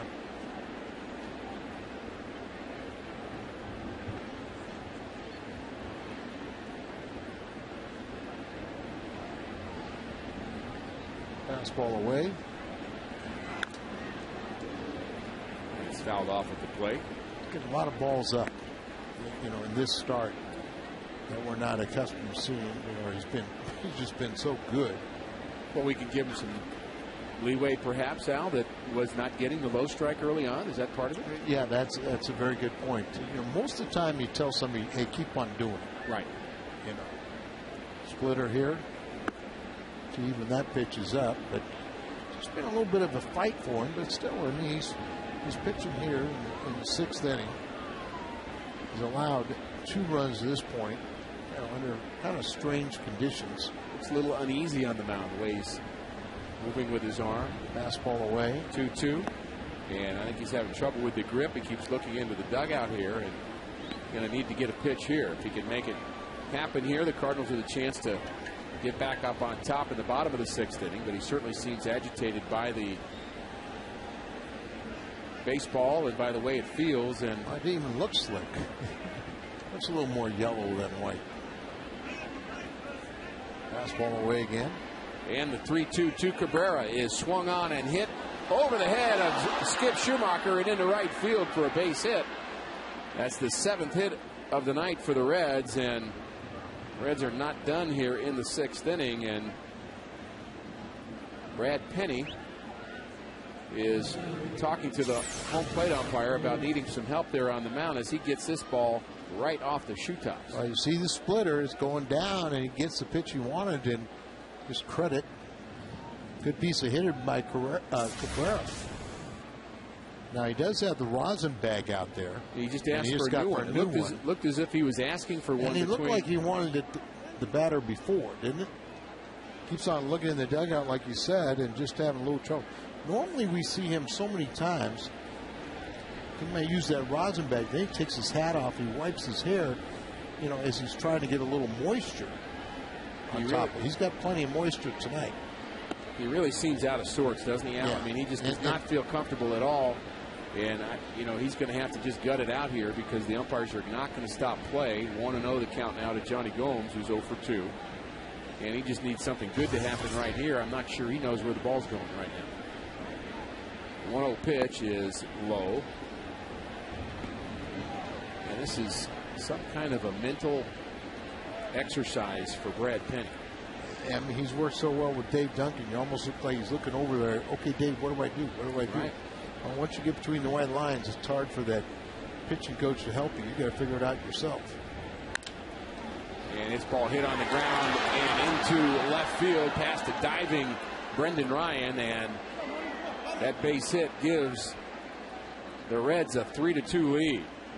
3 2-out hits. Bruce, then Cabrera, now Johnny Gomes. Well, you see that comes out there, he throws the ball and gets it down. Gets a ground ball, but it finds a hole as Brendan Ryan playing a little bit up the middle. Billy Hatcher, the first base coach, talking with Johnny Gomes. Well, a single just over the head of Skip Schumacher, following by a ground ball single to left, and things are not going well for Brad Penny here in the 6th inning. And he's not done yet. Ramon Hernandez hits with the pitcher up next, and how about that? The runner takes off. He wasn't even looking at Orlando Cabrera, and he takes third base. It's kind of like how he's in his own little dream world right now. Well, do you pitch to Cueto? Do you be careful here with this batter Hernandez? It sure looks like they're pitching around him, but I mean, I just don't like to concede that, especially load the bases, and then you're at the mercy to throw strikes. And it looked as if that was a unintentional walk to load the bases for Johnny Cueto. And Brad Penny needs something good to happen right here. Cueto, a strikeout victim, and a sacrifice bunt in the 5th inning. Reds lead 3-2. They've out-hit the Cardinals 8-5. And it's been a rough, long inning for Brad Penny. Only 61 pitches coming into this inning, and he's worked hard here. And there's a first pitch strike. And we'll see if he can get 2 more. Now you're almost hoping against the wild pitch here, too. Exactly right. Which can happen with a slick baseball. And he's just not getting that call. I mean, he's just missing a little bit, but pretty good pitch there. Yeah. He's the pitcher up too, and there are these conditions. And Johnny Cueto not catching up to that fastball again. 1-2. Cueto hitting 200 coming into this game, so he knows how to hit a little bit.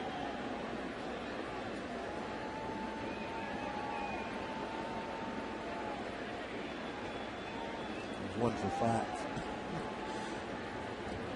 That's just a little bit.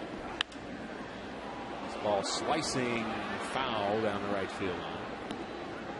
1 for 5 means that he hasn't lasted very long in his start. Exactly. And the reason why he'd only had 1 quality start through his first 4. He did have 2 starts in this season where the bullpen lost leads that he had. Cardinals will have the middle of the lineup, Pujols, Holiday, and Rasmus, to answer if Penny can get through this inning, and he's just pumping fastballs right down central. That one at 97 miles an hour. Not a lot of movement here, though. It's like he's a little afraid to try to do too much with it. Right. In some ways, we've seen a lot more fastballs tonight.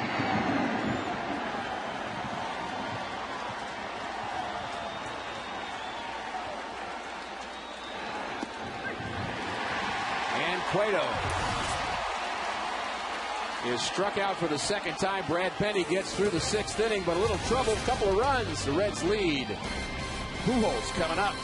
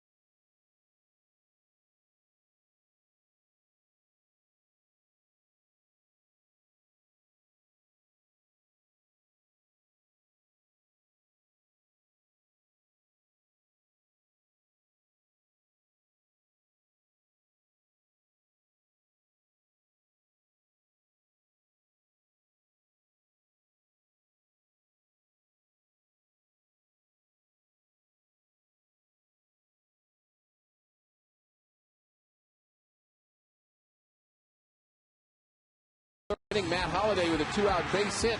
That plated 2 Cardinals, and they took an early 2-0 lead against Johnny Cueto. The Reds answered in the 4th inning. Jay Bruce, a little bloop single over the third baseman David Freese. That made it 2-1. The 6th inning, a little problem in the rain for Cardinal starter Brad Penny. Jay Bruce, another RBI base hit. That tied the score. And then Johnny Gomes came through with a ground ball base hit in the hole to give Dusty Baker and the Reds a 3-2 lead. And then the rains came down, and the tarp was put on the field at approximately 8:55. And just about a 2.5-hour rain delay for both of these clubs to deal with here tonight. We appreciate you sticking with us. Had all kinds of pleasurable moments up here with Al Roboski in the booth over the last couple of hours, and we're just about ready to get underway, Al. Sure are. Got a lot at stake right here. Want to finish this ball game, win the first game of this 3-game set. Mike Lincoln, the former Cardinal, he will be on the mound. He's last 7 appearances, he's posted an ERA just over 1.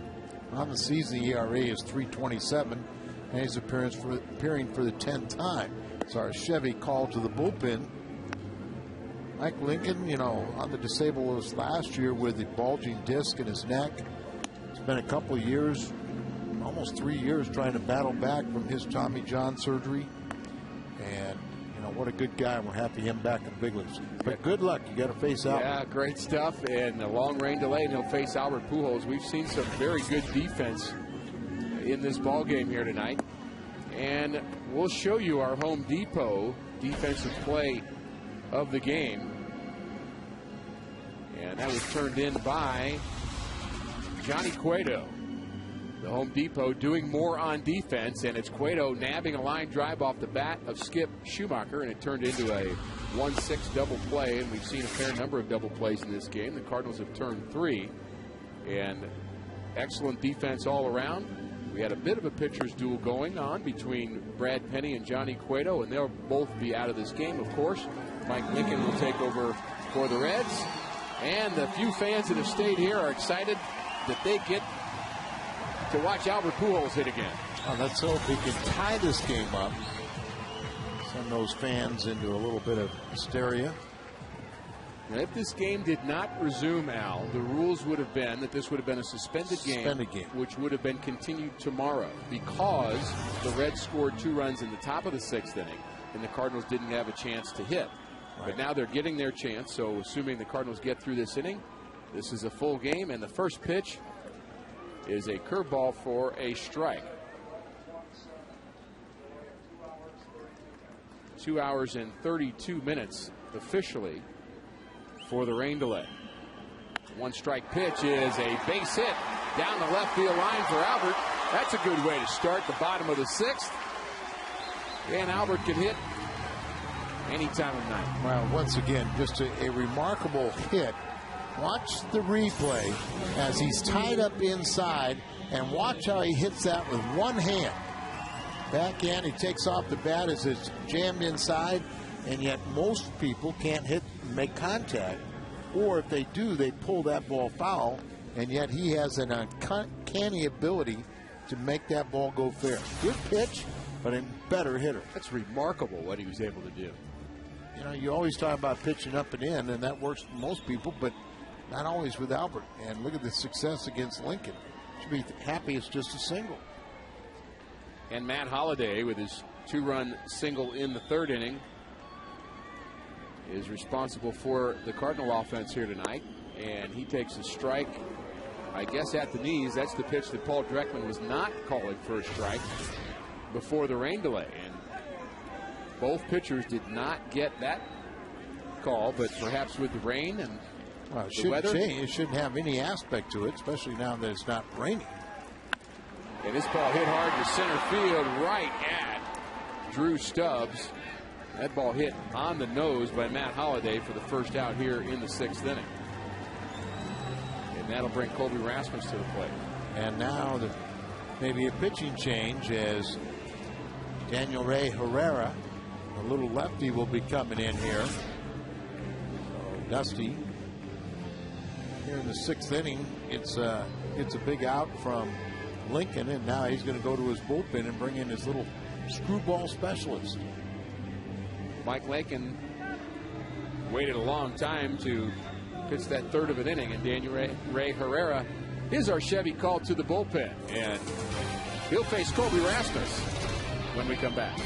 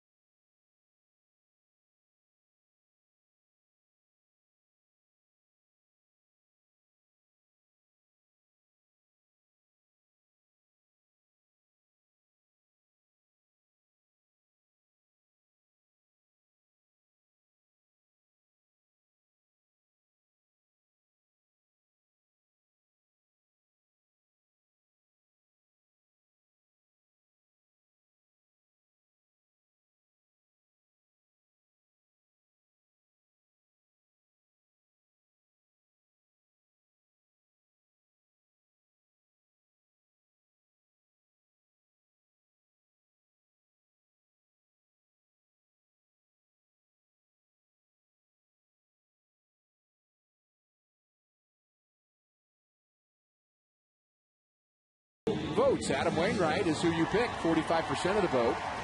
And the Jaime Garcia hysteria continues. Everybody excited about him. He actually beats out Chris Carpenter. How about that, Alan? We're surprised by that. Well, he should be. Hey, that's what a 2.5-hour rain delay will do to you. Free country, you get to vote. Sure. I think Brad lost some votes when he gave up a couple earned runs in the 6th inning.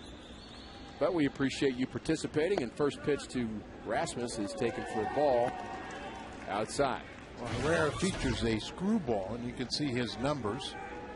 But when you have a screwball, you usually are more effective against right-handed batters than lefties. And his numbers bear that out. And that fastball at 82. Left-handed batters are hitting .333, 3 for 9 off him, and right-handers are 1 for 17. And Rasmus picked up a couple of hits against Atlanta against their lefties. Yeah, maybe he's seeing the ball a little better from the left side. Ball popped into left field, shallow left field. Long way to come for Johnny Gomes, and he sloshes through the outfield and makes the play. And how does Herrera pitch to the left-hander, Colby Rasmus? A lot of times that screwball gets taken away, by a left-handed hitter. But we'll look right here, set up away, just a fastball out there. And he comes back, finishes him off, another one, then a little breaking ball, and that's when he popped up into left field. Long run, but Johnny Gomes made the play. Yadier Molina, 1 for 2 on the night. Hits with Pujols aboard at first base, and the left-hander Daniel Ray Herrera on in relief.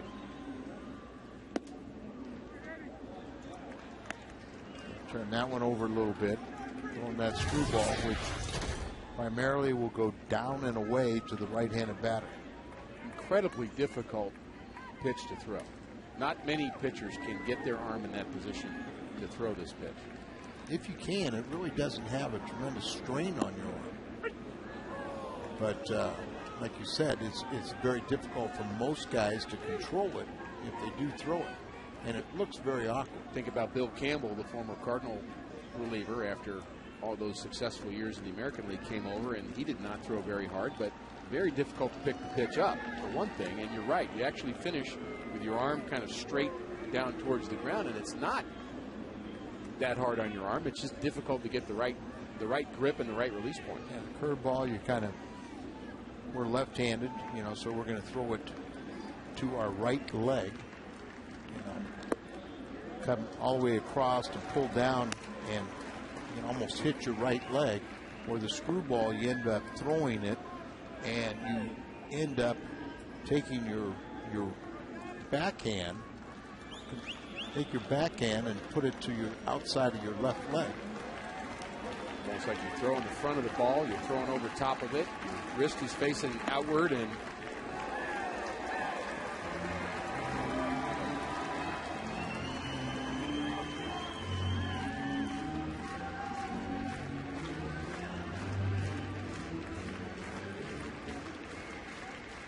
Herrera with that screwball. 3-1 is the count now on Yadier Molina. And he steps off. Very difficult pitch, Al. That screwball, I guess you're, I don't know if pronating or supinating is the right word.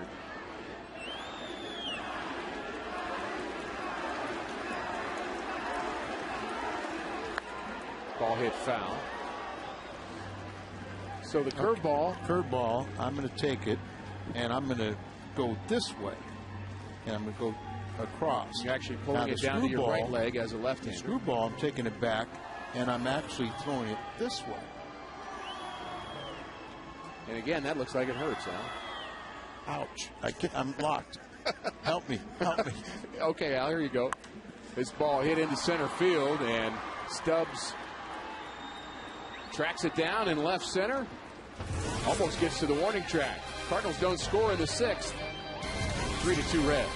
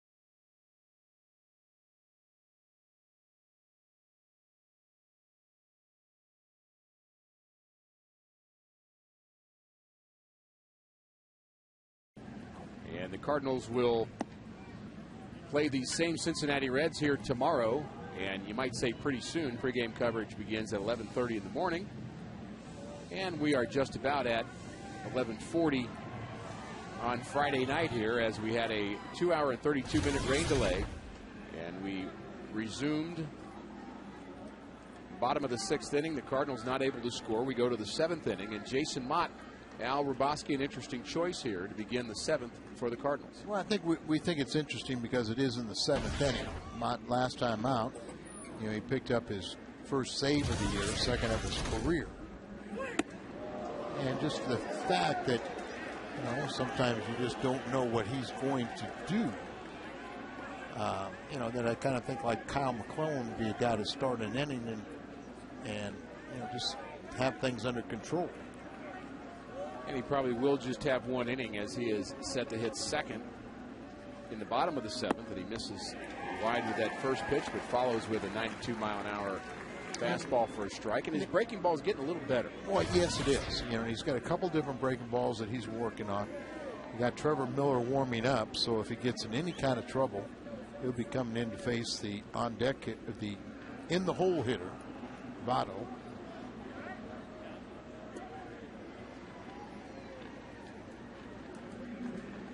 And it looked as if the Cardinals dugout was concerned that Mott might have landed funny, so they asked Yadier Molina to go out and check and make sure he's okay. The very first delivery, the one that almost hit Stubbs, you know, he kind of landed awkwardly. And he's trying to get the mud out of his cleats now. There's that breaking ball. It's a little curveball and a slider. That's all they've done for the pitchers in the last That's it. 40 years. That's it. And it doesn't work very good. Nope. Tongue depressor works much better. It's kind of like soft and really doesn't work. It really doesn't work very well. You're No, exactly I mean, right. it's rubber and it just collects a lot of mud and dirt in there, and it just You're going to clean your shoes and it off gets with so that. it gets so soft that, like you said, it doesn't really dig in and get the mud between your cleats. So what we're going to do is we're going to make the ball harder. We're going to lower the mound. We're going to let players get bigger and stronger, and we're going to give you this rubber thing on the Take mound. away all the foul territory. Put the fans closer, so you know any of those foul balls now go in the seats and not into a fielder's glove. 3-2 is a called strike 3. That pitch looked down and in. And Drew Stubbs does not like the call, but it's out number 1 for the Reds here in the 7th, and we'll look at it on Fox Tracks. Got to be ready, especially if it's a fastball. See there that Molina is set up outside. Rarely or oftentimes, you know, an umpire won't give you that call if you miss location, in or out. But it was a strike, and we're happy he got it. Brandon Phillips is 2 for 3. He doubled in the first, singled and scored in the 4th. And a check swing is strike 1 against Jason Mott. 94 miles an hour. You've got to gear it up against Jason Mott. Well, a lot of times, you know, we've seen Jason, you know, throw near triple digits. Usually he's more consistent around 90, 95, 96 rather than 97, 98.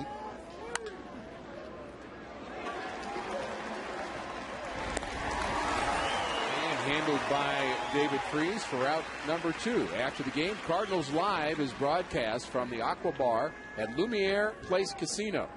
Watch player interviews with Pat Parrish and Rick Horton bringing you the post-game coverage, and you're also going to hear from Tony La Russa, and that's always a treat, especially when the Cardinals win. Cardinals Live after the game on Fox Sports Midwest.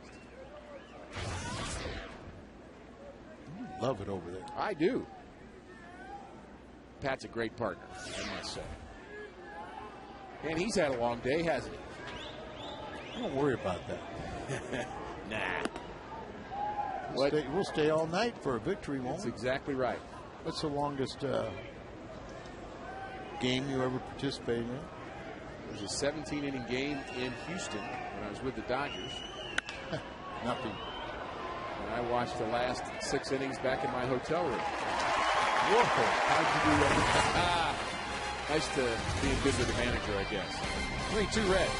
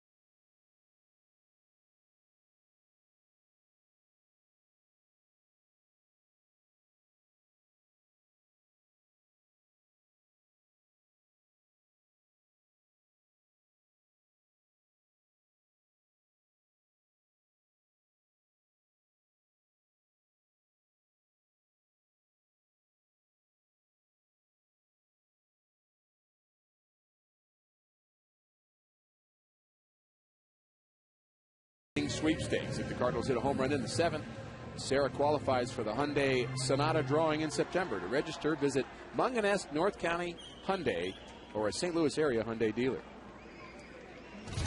David Freed leads off for the Redbirds here in the 7th inning, and there's a breaking ball from Daniel Ray Herrera for a strike.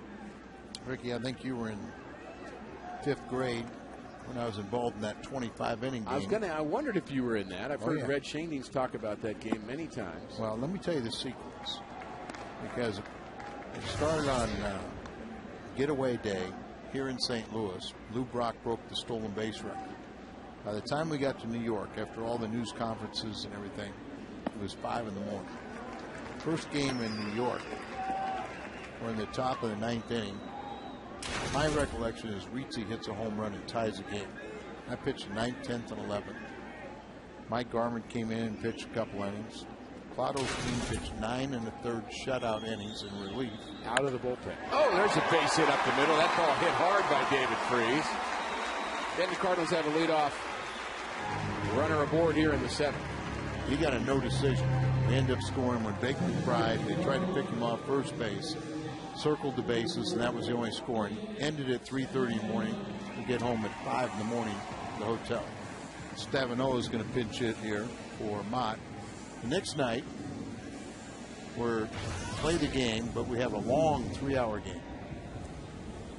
Which would be a short game in today's standards. Yeah, but it was a long game for us, and we didn't. We had virtually no food. We had to bus to Philadelphia to see now McClellan. The second bus, the animals, no coaches, anything. We double park on 3rd Avenue for an hour and a half to get beer, wine, and sandwiches to take to our bus trip to Philly. I'd have had to be on the other bus. And I think I think we had everybody's luggage from the first bus. We get into Philly at 5 in the morning. And another base hit. Nick Stavinoa off the bench delivers a pinch hit here in the 7th inning. And the Cardinals making some noise, 2 runners aboard. This week on Fox Saturday Baseball, David Wright and the New York Mets take on Ryan Howard and the Phillies in a showdown between the bitter National League East rivals. Coverage of Fox Saturday Baseball is presented by Budweiser at a special time of 2 p.m. Central, following This Week in Baseball at 1:30 on Fox. My stories are getting us into a rally. Keep going. So the second Don't game, stop. I failed to mention I pitched another 3 innings. Now their first game in Philadelphia, go like this. We're in the top of the 17th inning. We score 5 runs. Before they can get us out, we endure a 2.5-hour rain delay. Bunt situation here for Ryan. Watch out at second base. Close play. He is out. At second base, David Freese is picked off of second base by Ramon Hernandez. Well, he sees that. He's assuming the bunt's going to go through, and look at there. They get back there. Look at the left leg. Seals his approach to second base. He never gets there. And that's a good defensive play. He's dropped that, by Orlando Cabrera. You're allowed to do that. Drop that knee. It's just like catcher stopping the slide at home plate. Boy, that's a big blow. 17 innings, 2.5-hour rain delay. Resume play at 3:30 in the morning. They started a rally. I started warming up again, and how we got the final out is the guy fell down between first and second on a sure double. We tagged him. I tell you what, sleep's overrated, Al. But the next week, we were the best team after midnight. But the next week, it took a toll. I would imagine so. Well, the Cardinals would like to win this one after enduring a 2-hour and 32-minute rain delay. They led for most of this game until the Reds picked up 2 runs in the top of the 6th inning during, I guess you'd say, it was pretty heavy rain. Brad Penny trying to work through it, gave up a couple of runs.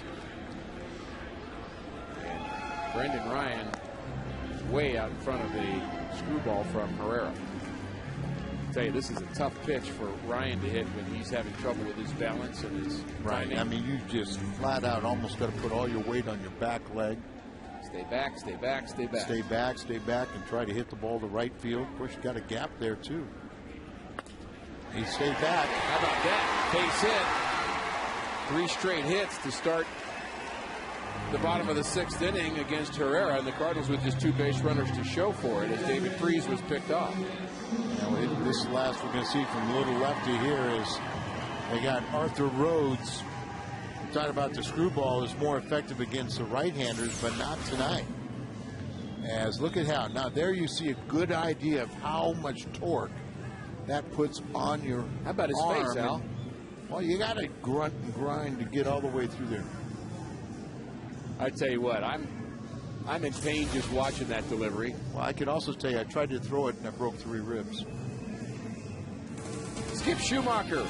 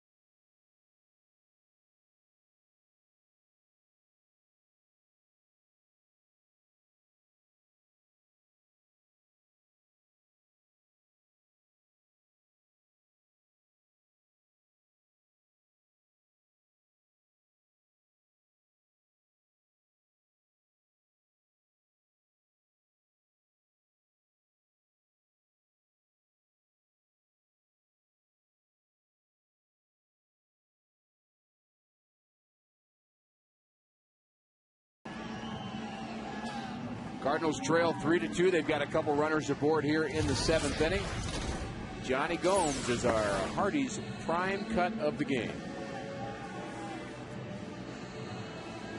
as he delivered a base hit to give the Reds the lead in the 6th inning. And he's hurt the Cardinals a couple of times this year. Arthur Rhodes, the veteran left-hander, takes over for the other left-hander, Daniel Ray Herrera. He's 40 years of age now. He's making his 790th career appearance. 10th appearance this season for the Reds, and now will counter with Ludwig pinch hitting for Schumacher. So that costly pickoff of Freese out at second base with 3 consecutive base hits. We only have runners at first and second and 1 out, but Ryan Ludwig can make himself a hero right here. Ryan Ludwig getting a rare night off. Tony La Russa platooned him a little more last year, but he's been in the lineup almost every night in almost every inning, and he's pinch hitting here in a key situation, and he takes a slider for a ball. Ludwig with good numbers on the season and a chance to do some damage here in the 7th inning. Also been swinging a hot bat as he's 6 for his last 21, a 5-game hitting streak. See how deep they're playing. A couple factors there. They don't want a ball over the head, but also because it's so wet, that ball will scoot along and you much quicker out there in the outfield. It's amazing how good a job the grounds crew did, Bill Finley and his crew, just getting this field ready to play. Of course, the design of the field is able to, because of the drainage, take a lot of water, but a ton of water on this field, Al, and they got it ready pretty quickly. Sure did. I mean, they probably could have sped it up about 10 minutes or so, but the umpires told them that. Right. We're back playing in, good conditions. I was kind of thinking you were meaning we could have sped up the rain about 10 minutes quicker, so Brad Penny wouldn't have had to give up those 2 runs in the top of the 6th inning. Very difficult conditions for him to be pitching in. And if you kind of go back and play it back in your mind, it's the ball and the slickness. It bothered him a lot more than what you might have believed, and he could have asked for a new rosin at one time. He should have done it a little sooner. 1-2 the count to Ryan Ludwig. 2 runners aboard for the Cardinals in the 7th inning. Arthur Rhodes set.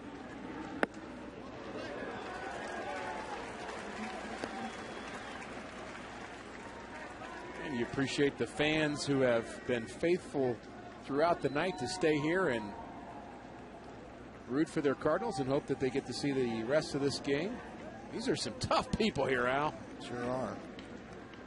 The 2-2. Yeah, swing and a miss, and down goes Ludwig. And there's 2 Cardinals outs here in the 7th inning.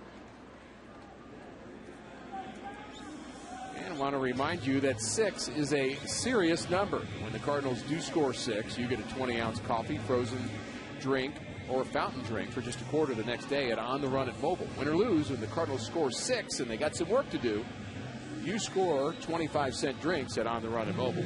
Tyler Green is now going to pinch hit for John Jay. Ludwig will go into right field. And Tony La Russa using his bench here in the 7th inning. Down now to just LaRue and Joe Mather. Brian Price, the pitching coach for the Reds, out to talk to Rhodes, give a little scouting report about Tyler, who hit his first home run of the year yesterday in his first start. It was a long one too. He's got pretty good power. He's not a real big guy, but when he gets into one, he can hit it a long way. Well, he had 15 home runs last season for Memphis. That was second most on that club. Had the most stolen bases in the Cardinals minor league system. He put on about 10 pounds of muscle this offseason. Former #1 draft pick. Always noted as a very good defensive shortstop. Showing signs at times of blossoming as a hitter. He's signed out of Georgia Tech, where he was a big-time hitter. All-American there. And that's a great baseball program at Georgia Tech. And Omar Garcia-Parra. There's many more. Former Texter. And he faces Arthur Rhodes, and Garcia-Parra and Veritek there at the same time. Right, I think so. Their coach, Jim Morris, did such a good program with Georgia Tech that he's now at Miami. One of the more prestigious jobs in all of baseball. And they've always had a good baseball program, yeah. You bet. A lot of national championships there. Arthur Rhodes, the 4th Reds pitcher of the evening. Cardinals with a chance to tie this game, and perhaps even more. 3 hits to start the 7th inning for the Cardinals. David Freese, Nick Stavanoa, and Brendan Ryan, but David Freese getting picked off at second base while Brendan Ryan was attempting a bunt. And the shame about that, sometimes when a guy bunts through a pitch, you get fooled as a runner out there, but he pulled the bat back, and that's even harder to make an excuse for it. And he'd be the first one to tell you he screwed up. No question. And a good play by the Reds. Orlando Cabrera getting that tag down. Can you save the at bat for Albert? 1-2 the count to Tyler Green. Stavanoa, the runner at second. Outfield playing deep for Tyler Green. And the 1-2. Fastball just misses. Good movement up and away. We saw Hernandez jump inside the catcher, trying to give that feeling for the hitter that the pitch is coming inside, and then he bounced outward. The 2-2. And that ball is low. And the runners will be moving. Now a gapper might score 2. And Arthur Rhodes does not want to walk Tyler Green. Make sure you throw a strike. And he won't face Albert Pujols as the right-hander is loosening for the Reds. Massive. Rhodes checking the runners. And the 3-2 is swung on, hit on the ground to third. Scott Rowland gobbles it up and fires it across the diamond, and that takes care of Tyler Green. And we are through 7 here in St. Louis. 3-2 Cincinnati.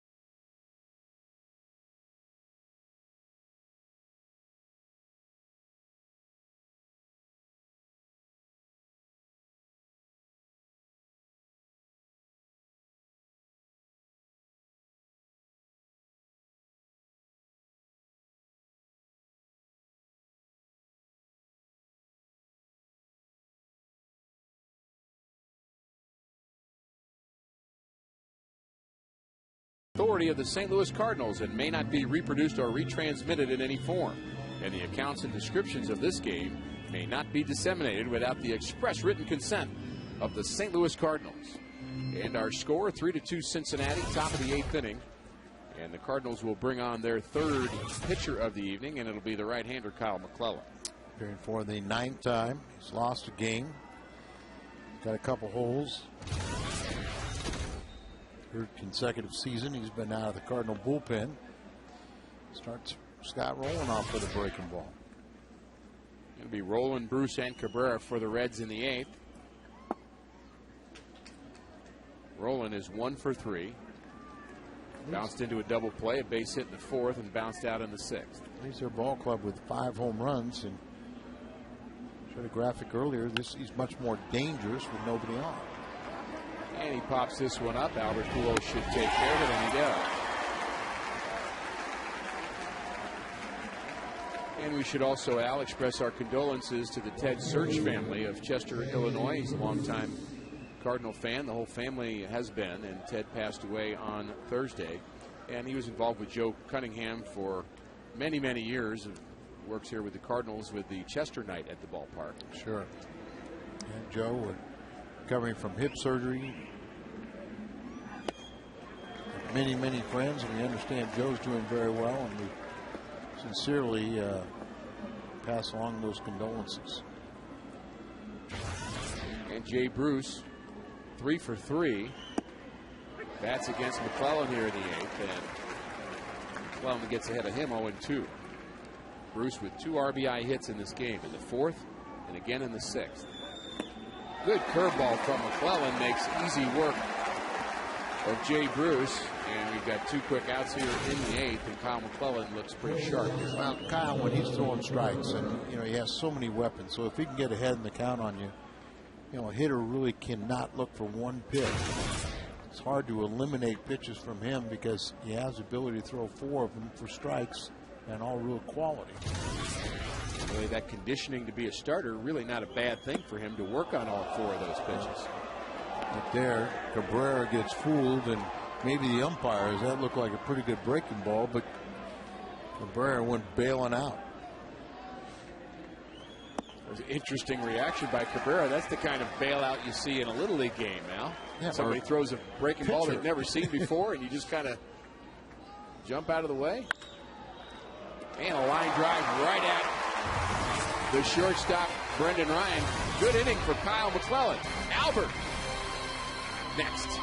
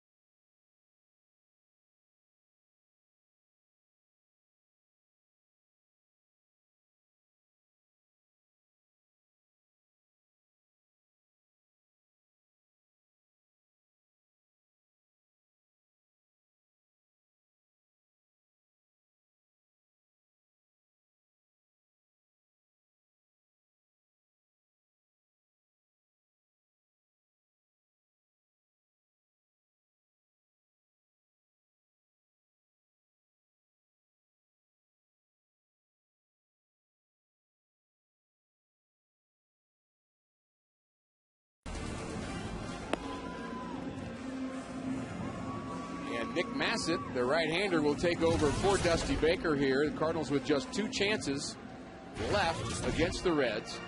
Nick Massett has appeared in 11 games and has become the 8th inning pitcher for Dusty Baker. You see that ERA over 12. That's not indicative of what kind of stuff he has. You know, opening day, he gave up 5 runs to the Cardinals in 1 inning.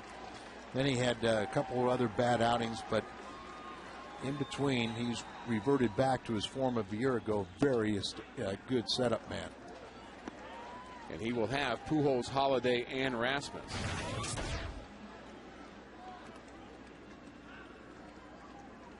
And the 1-0 to Albert. Last year, Massett was 5-1, 2.37 ERA, 74 games as their setup man, and that's more indicative of how he throws. Good pitch to hit here. Don't be over anxious.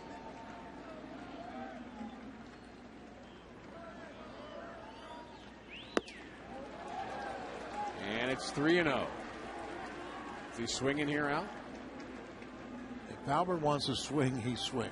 But you know, you just Simple ask as him to look for a pitch that he can drive. It wasn't what he was looking for, so you take it. Do the same thing on a 3-1 pitch. He's not afraid to hit with 2 strikes. Albert trying to slow Massett down a bit. And the 3-1 to Albert is hit on the line to center field. Stubbs is not going to be able to run this down.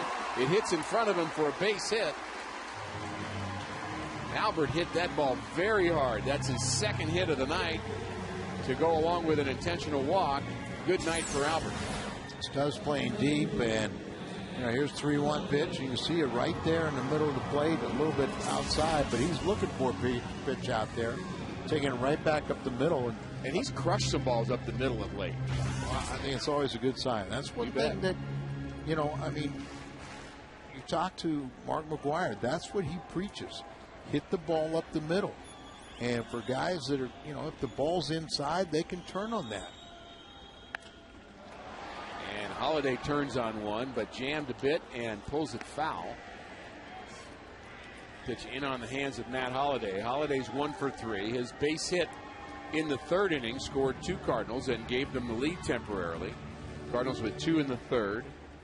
The Reds had a run in the 4th and 2 in the 6th, and we stand at that score, 3-2 Cincinnati. Very few pitchers have the ability to pitch inside consistently. And he goes in there again. So you're conscious of the middle of the plate and away. Trust your hands that you'll be quick enough to where you can just foul off the pitch that's inside. And more times than not, a guy trying to pitch inside, he's going to leave it middle half an in, and that's your pitch that you can drive out of the ballpark. And there's another fastball in. If you can go up and in like that, you're going to be very successful against a lot of hitters, particularly with Holiday. But you make a mistake in there, and you got to watch out. You can get burned. But and years past it was a lot easier because umpires let you pitch more. Hitters didn't expect it to be knocked down. They expected that guys were going to pitch inside and pitch off the plate. 1-2 to Holiday is slider down and away. Today, umpires get freak out if a guy pitches inside. But you know what? It's kind of funny. The guys that win pitch inside. No doubt. And you don't even have to throw hard to do that. No, you don't. Tewksbury? You threw harder than Tewksbury. Timmy Garcia up here with us threw harder than Tewksbury. Tewksbury threw 70% fastballs, but he spotted it so well. The 2-2 pitch. It's a big one to Holiday. And it's hit down the right field line, and it's going to drop for a base hit. Pujols round second, and he's headed to third, and he is safe at third. A base hit for Matt Holiday, and the Cardinals have the tying run at third base in Albert Pujols. And nobody out. Second hit for Matt Holiday. You just start having signs of him having some luck, getting some base hits, and look out. Both these clubs are very good at coming from behind. And he went down to get it, didn't he? Went down to get it. But was talking about that ability to look for the ball away or to hit the ball the opposite field. Look at him put his head down and just take off running hard. And fairly close at third base, so Albert had to get a good jump, and he did. He and Jose Oquendo talking it over. And now Dusty Baker talking it over with his reliever, Nick Massett. He is now out of left-handers in the bullpen, and Colby Rasmus will hit for the Cardinals, so he will get to face a right-hander in a big RBI situation for Colby. And Colby has been good with the RBIs. He has 12 on the season, batting .328 going into this at-bat. The Cardinals have, there you see Fisher, Carlos Fisher. And Massett, you know, his pitched very well. He's bunched his bad games together. And his last one wasn't very good, as he allowed 2 runs, 2 hits, a walk, or 2 runs on 1 hit, a walk, and just a third of an inning. Rasmus, the hitter, tying run at third. Curveball in the outside corner for a strike. And here's a situation that Tony La Russa loves to talk about his team. He prefers they don't hit in the bottom of the ninth. They're able to pick up a couple of runs here. I think this night's been this night and brief morning have been enough. Long enough. 8.5 would be fine. Well, Cardinals need to pick up a couple at least here in the 8th to make that happen. A 1-strike pitch to Rasmus, and a swing and a miss on a nasty breaking ball. And Colby just needs to put this ball in play any way he can. Look at the break on this one. Yeah, and just really swinging over the top. And just Colby kind of talk about, you know, hey, I didn't really see that ball well. I just, you know, was guessing something else and swung blindly. The 0-2 pitch just misses the outside corner. And this guy's got pretty good stuff. Nick Massett out of the Reds bullpen. Well, he's 27 years of age, 6'4", 235. He's from St. Petersburg, Florida. He was acquired from the White Sox in the Ken Griffey Jr. deal. So, you know, he was well thought of. Ground ball gets you a run. Ball in the dirt, and Holiday is going to get down to second base. And he represents the go-ahead run for the Cardinals. Well, he just really tried to overthrow that off-speed pitch, threw it 58-footer. And lucky that Albert could not advance. As look at he's obsessed with running, but he knew that ball bounced right out in front of the plate. But Holiday gets out in scoring position. As you say, these outfielders, because of the very wet outfield surface, they have to play so deep that any ball hit to them will score 2. Ground ball ties the score. 2-2. The pitch, and strike 3 right down central. Colby Rasmus is called out on strikes on a nasty curveball from Massett. That breaking ball, and it was a good one.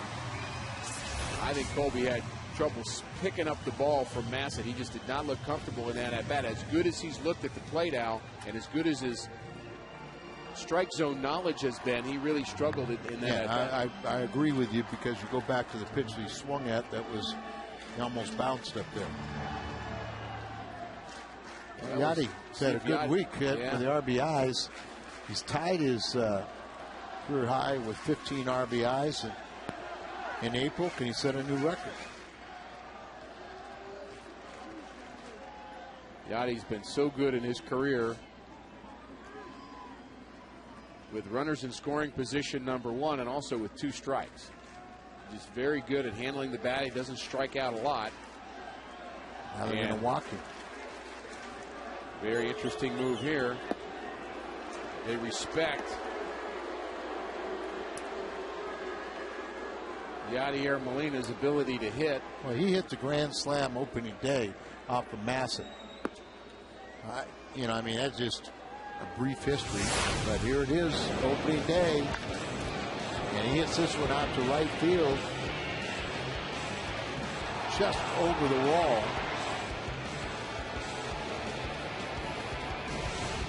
And he's not going to get a chance to swing the lumber this time. It'll be up to David Freese. 6 RBIs yesterday. I'm sorry, 2 days ago. Because today is Saturday. Our game started yesterday. Today is tomorrow, Al. I think is really what That's we're trying to say. But David Freese had a good day any way you look at it in the series finale against the Atlanta Braves. 6 RBIs, a home run. His second in his career as a Cardinal. First this season. And he had a bases clearing double that almost snuck over the wall. Franklin warming up just in case the Cardinals take the lead. Breaking ball misses.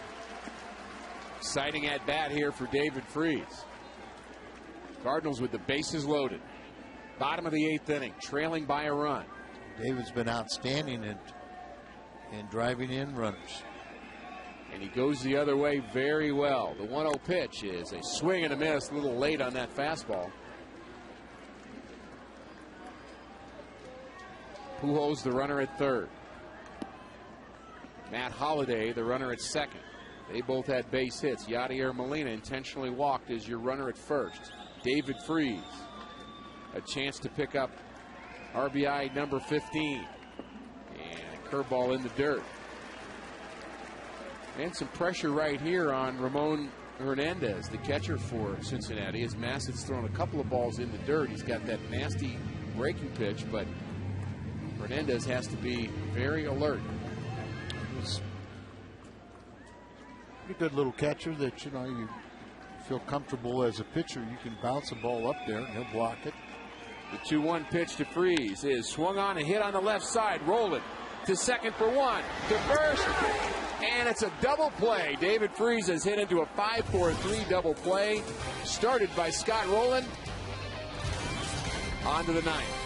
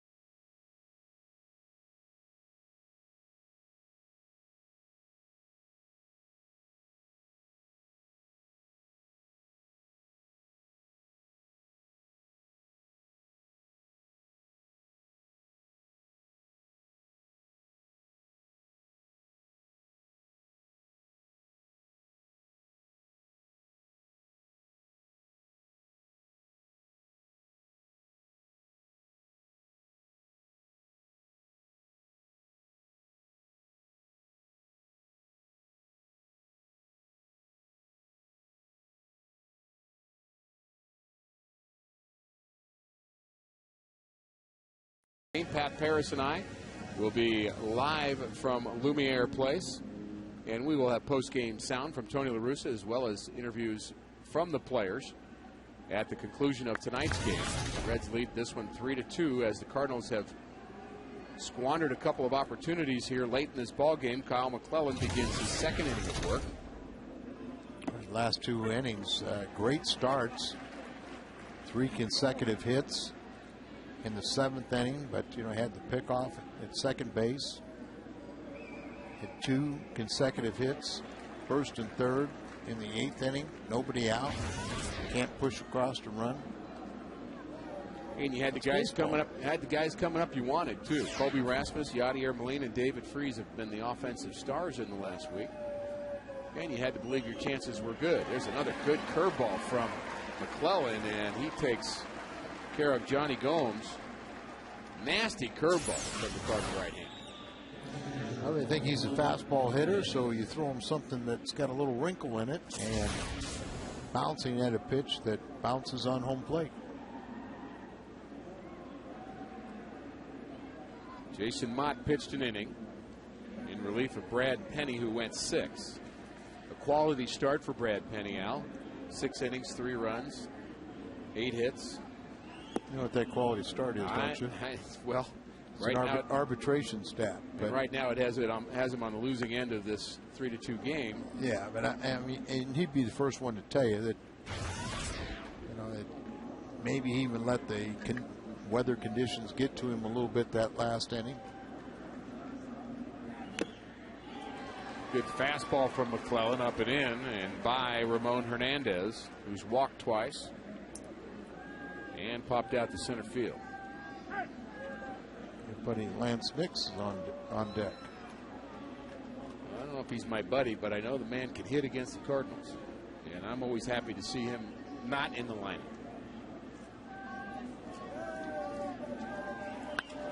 And a ground ball to second.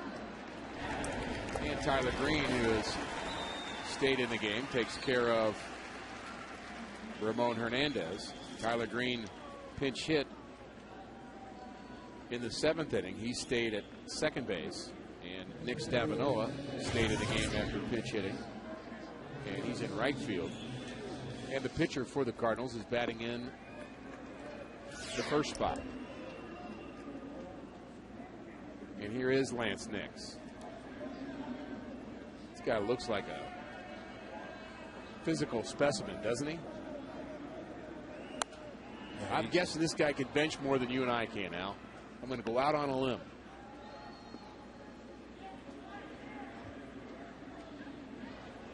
Probably right. But you had to what? think about that, didn't you? I really don't care.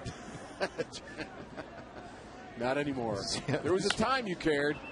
Here's a fly ball to center field.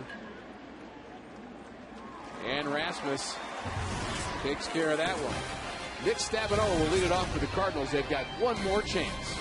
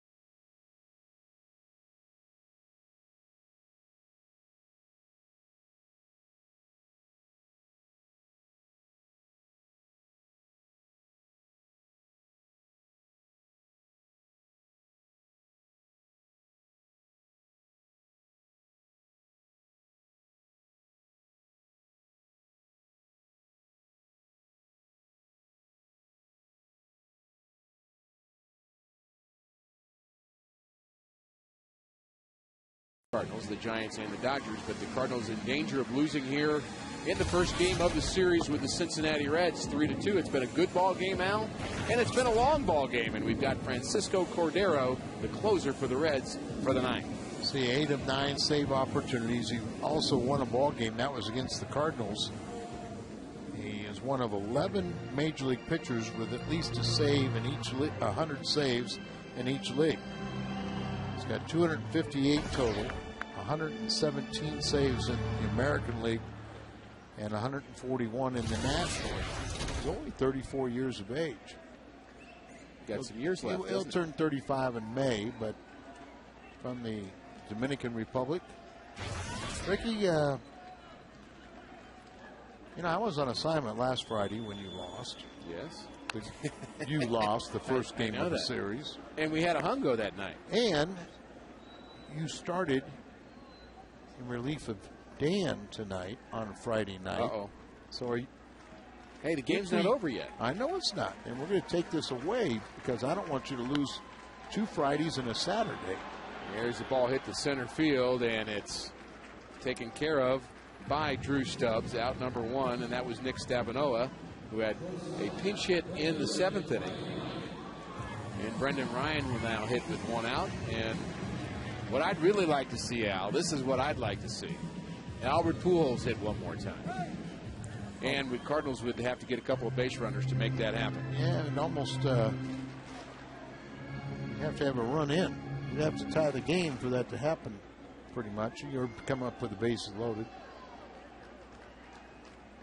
That's it. You come up with the bases loaded, and you know he'll drive in a run. Well, we'll see if that can happen. Mather is on deck. That'll be the pitcher spot leading off.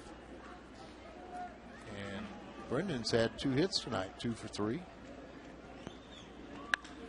And a line drive to center field, but this also will be handled by Stubbs. And both center fielders have been busy here tonight. Jay Bruce, a couple of RBI hits for Cincinnati. He is our Budweiser player of the game. 3 for 4, a double, a couple of singles. Scored a run and driven in a couple. And he is swinging the bat a lot better than he did early in the season when we saw him in Cincinnati. And Joe Mather is the last man standing.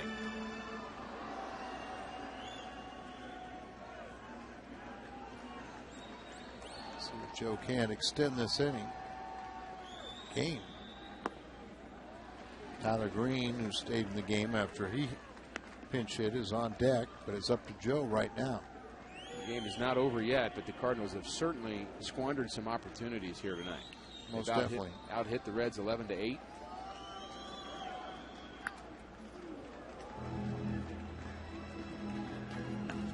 Joe find it tough to get very little playing time and keep that bat sharp. You know, Stavanoa's done a pretty good job because he has the most, ABs off that bench, all in a pinch hitting role, and he got another base hit tonight, 1 for 2. So you get to the park about 2 o'clock in the afternoon, and it's about 12:30 in the morning, and Joe Mather has got to gear up and hit a 95-mile-an-hour fastball against one of the best closers in baseball. And timing is everything in this game, and he is behind in the count, 1-2. Cordero trying to close out this victory for Johnny Cueto, give him his first victory of the season, and he overthrows that fastball. And Joe probably got here 10, 11 hours ago. And he'll be back here pretty soon. Inside of that time. Cardinals down to their last strike. Right now he's being competitive, and hopefully he'll get a mistake. And the 2-2 from Cordero is swung on and hit into the gap in left center field. And this ball is down up against the wall. And Joe Mather gives the Cardinals some hope here in the bottom of the 9th inning. And the fans who've stuck around are very, very appreciative of what Joe Mather just did. I think they would have been a little more appreciative if he would have tied the game, but he got the pitch he could finally handle and got that big mighty swing on it, plugs the gap out there, one off the wall, and he's standing out at second base. It's up to Tyler Green to extend the inning to Albert. Then you may get your wish. That's all I want. We'll take our chances if, Tyler Green also has a chance to tie this game with a base hit. Tyler 1 for 5 with a home run since coming up from Memphis. And another good rip. And when you're facing a closer like Cordero, you don't want to get too deep into the count. So you look for that first fastball you can hit, you jump on it. Joe Mather trying to get as big a lead as he can off of second base to maybe be able to score. And there's a slider at 88 miles an hour. And it just couldn't pull the trigger as that ball ended up and in the middle of the plate. And again, the Cardinals down to their last strike. Mather, the runner at second. Slider again, but off the plate. It's quick hands of Fernandez trying to pull it back to sell it. Will we see Albert hit one more time? Cordero has his sign. The 1-2. Misses. 2-2. He wouldn't walk Tyler Green, would he? He would never do that. But I have a suspicion he might. I want to get my wish, Al. I want you to have your wish.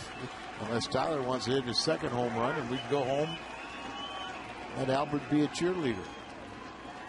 We've had some exciting moments in this game, spread out over quite some time. And the 2-2 is hit on the ground to roll in, and he comes up with it. The long throw to get Green, and he's out. As Green dove into first base, a close bang-bang play, and Scott Rowland turns in a defensive gem to end this ball game. And the Cincinnati Reds take Game 1 of the series 3-2. A close play at first base. Is he out? Looked like he was out. The naked eye. He's out. And he's out. Good play. Good by effort. the first baseman Votto as well. And that makes a winner out of Johnny Cueto. Scott Rowland slapping the leather all night.